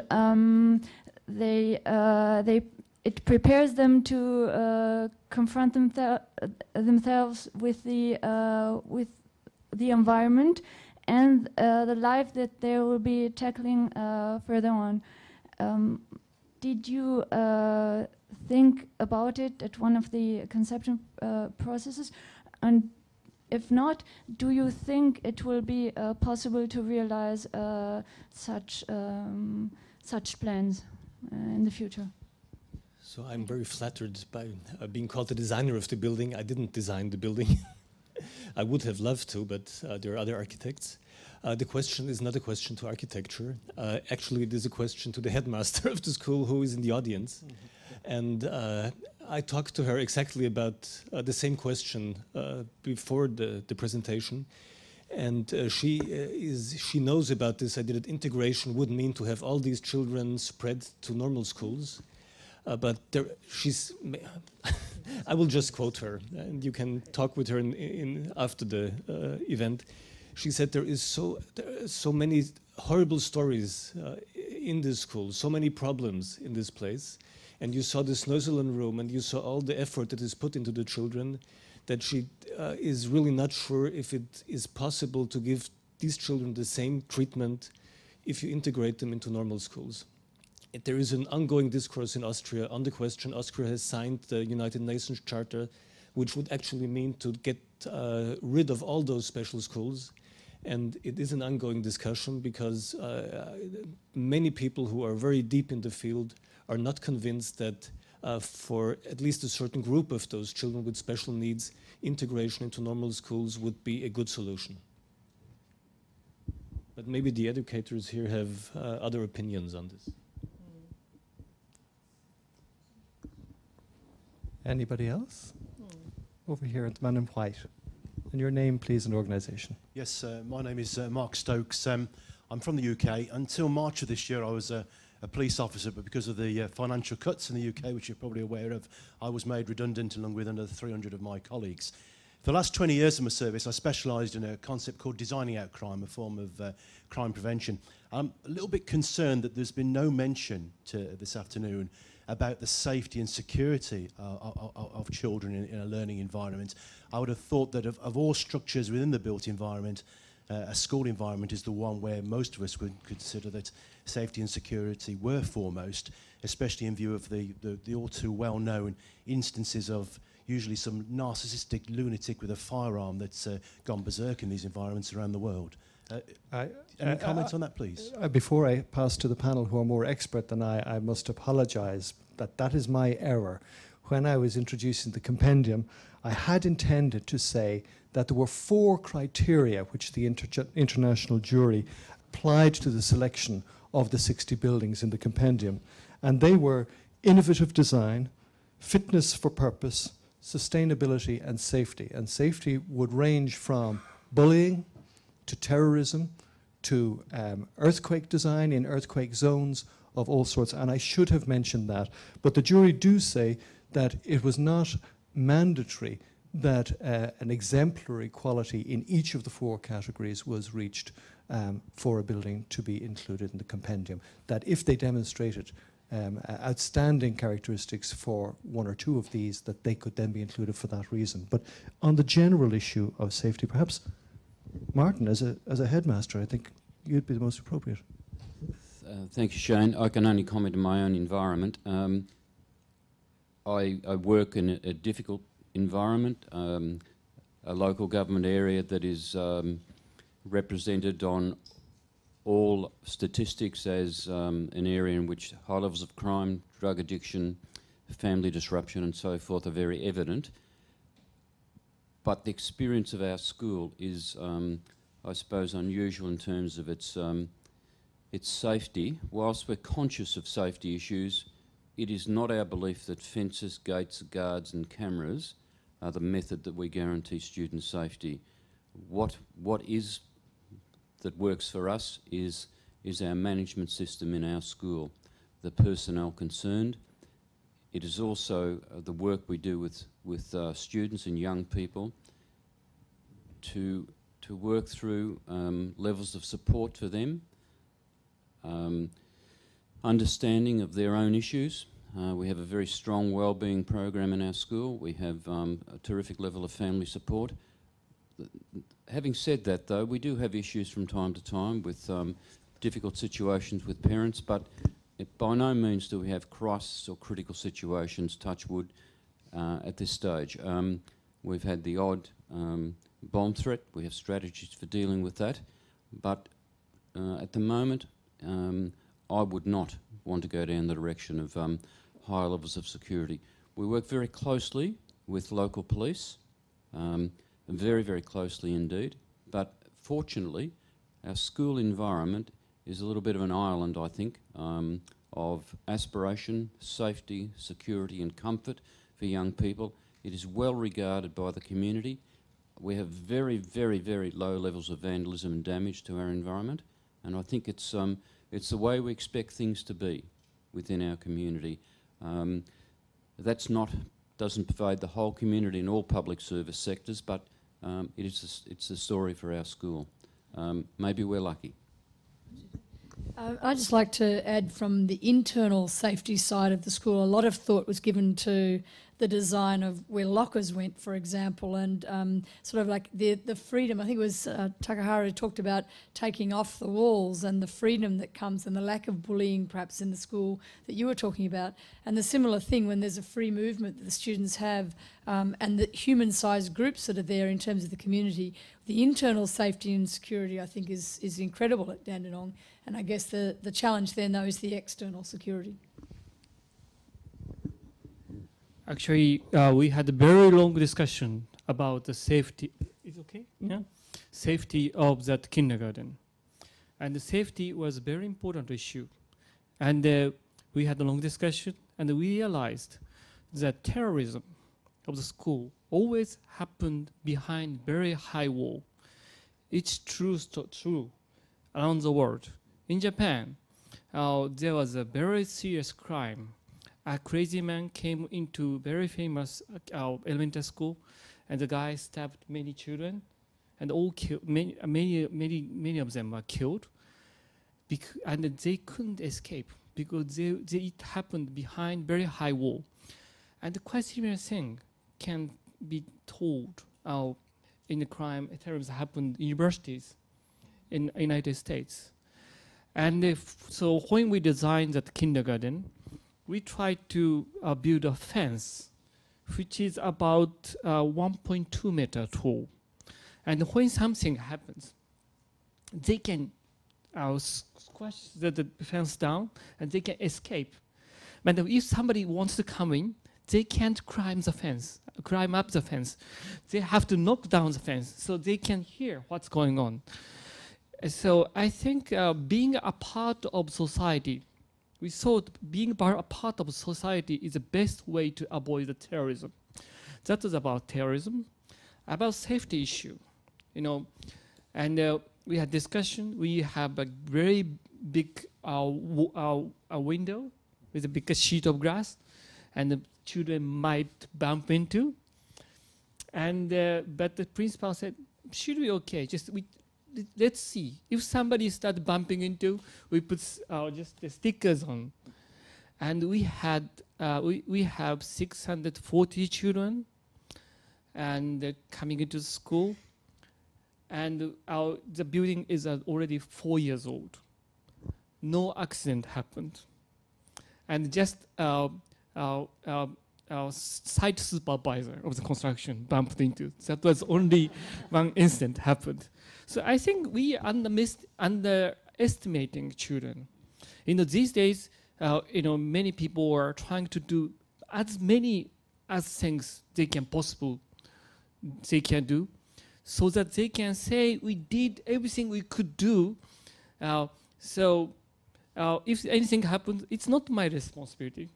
I think that is all boring thing happens. So when we said, okay, when we in the discussion we said, okay, we do whatever we think best for the education. Then we point out our serious danger, critical thing happens, and then we improve it one by one. Well, we try to find out the danger it might happen in the future. So I think just how we start dealing with the safety issue. We don't start from safety. We do the best for the education, and then we make sure nothing happens. That's fantastic. We're just on time. Taka, thank you so much. And before I invite you to join me and join the panel in the exhibition space for a cocktail, I'd like to remind you that the compendium is on sale in the OEC bookshop here today with a 20% discount.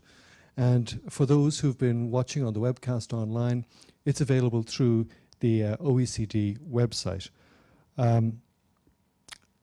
Let's not forget the children. We shouldn't underestimate the children. We're not going to forget the children, because also in the exhibition outside, we're going to see a special video of the Fuji kindergarten made by the children themselves, and it's really something quite special. So please don't miss that when you go out.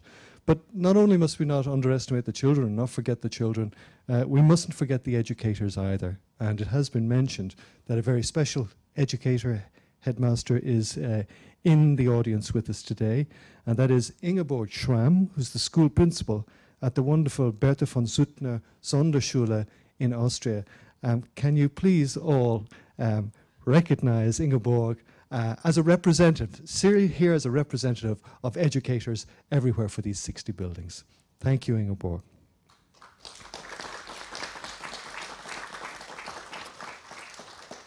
And if I could leave you with one parting thought, it is that we must keep at it. I mean, an agenda has been set here as well as a review, I think, in some of the comments that have come from the table. We are celebrating, but tomorrow morning we have to get up and start all over again. And so I thought that concept, that notion, was best put by a fellow countryman of mine from my hometown, Samuel Beckett, who came here before the war and became a true Parisian. And as he wrote in his last play, he said, ever tried, ever failed. Try again, fail again, fail better. With that, it's goodbye from me and goodbye from the panel. Thank you very much for being with us.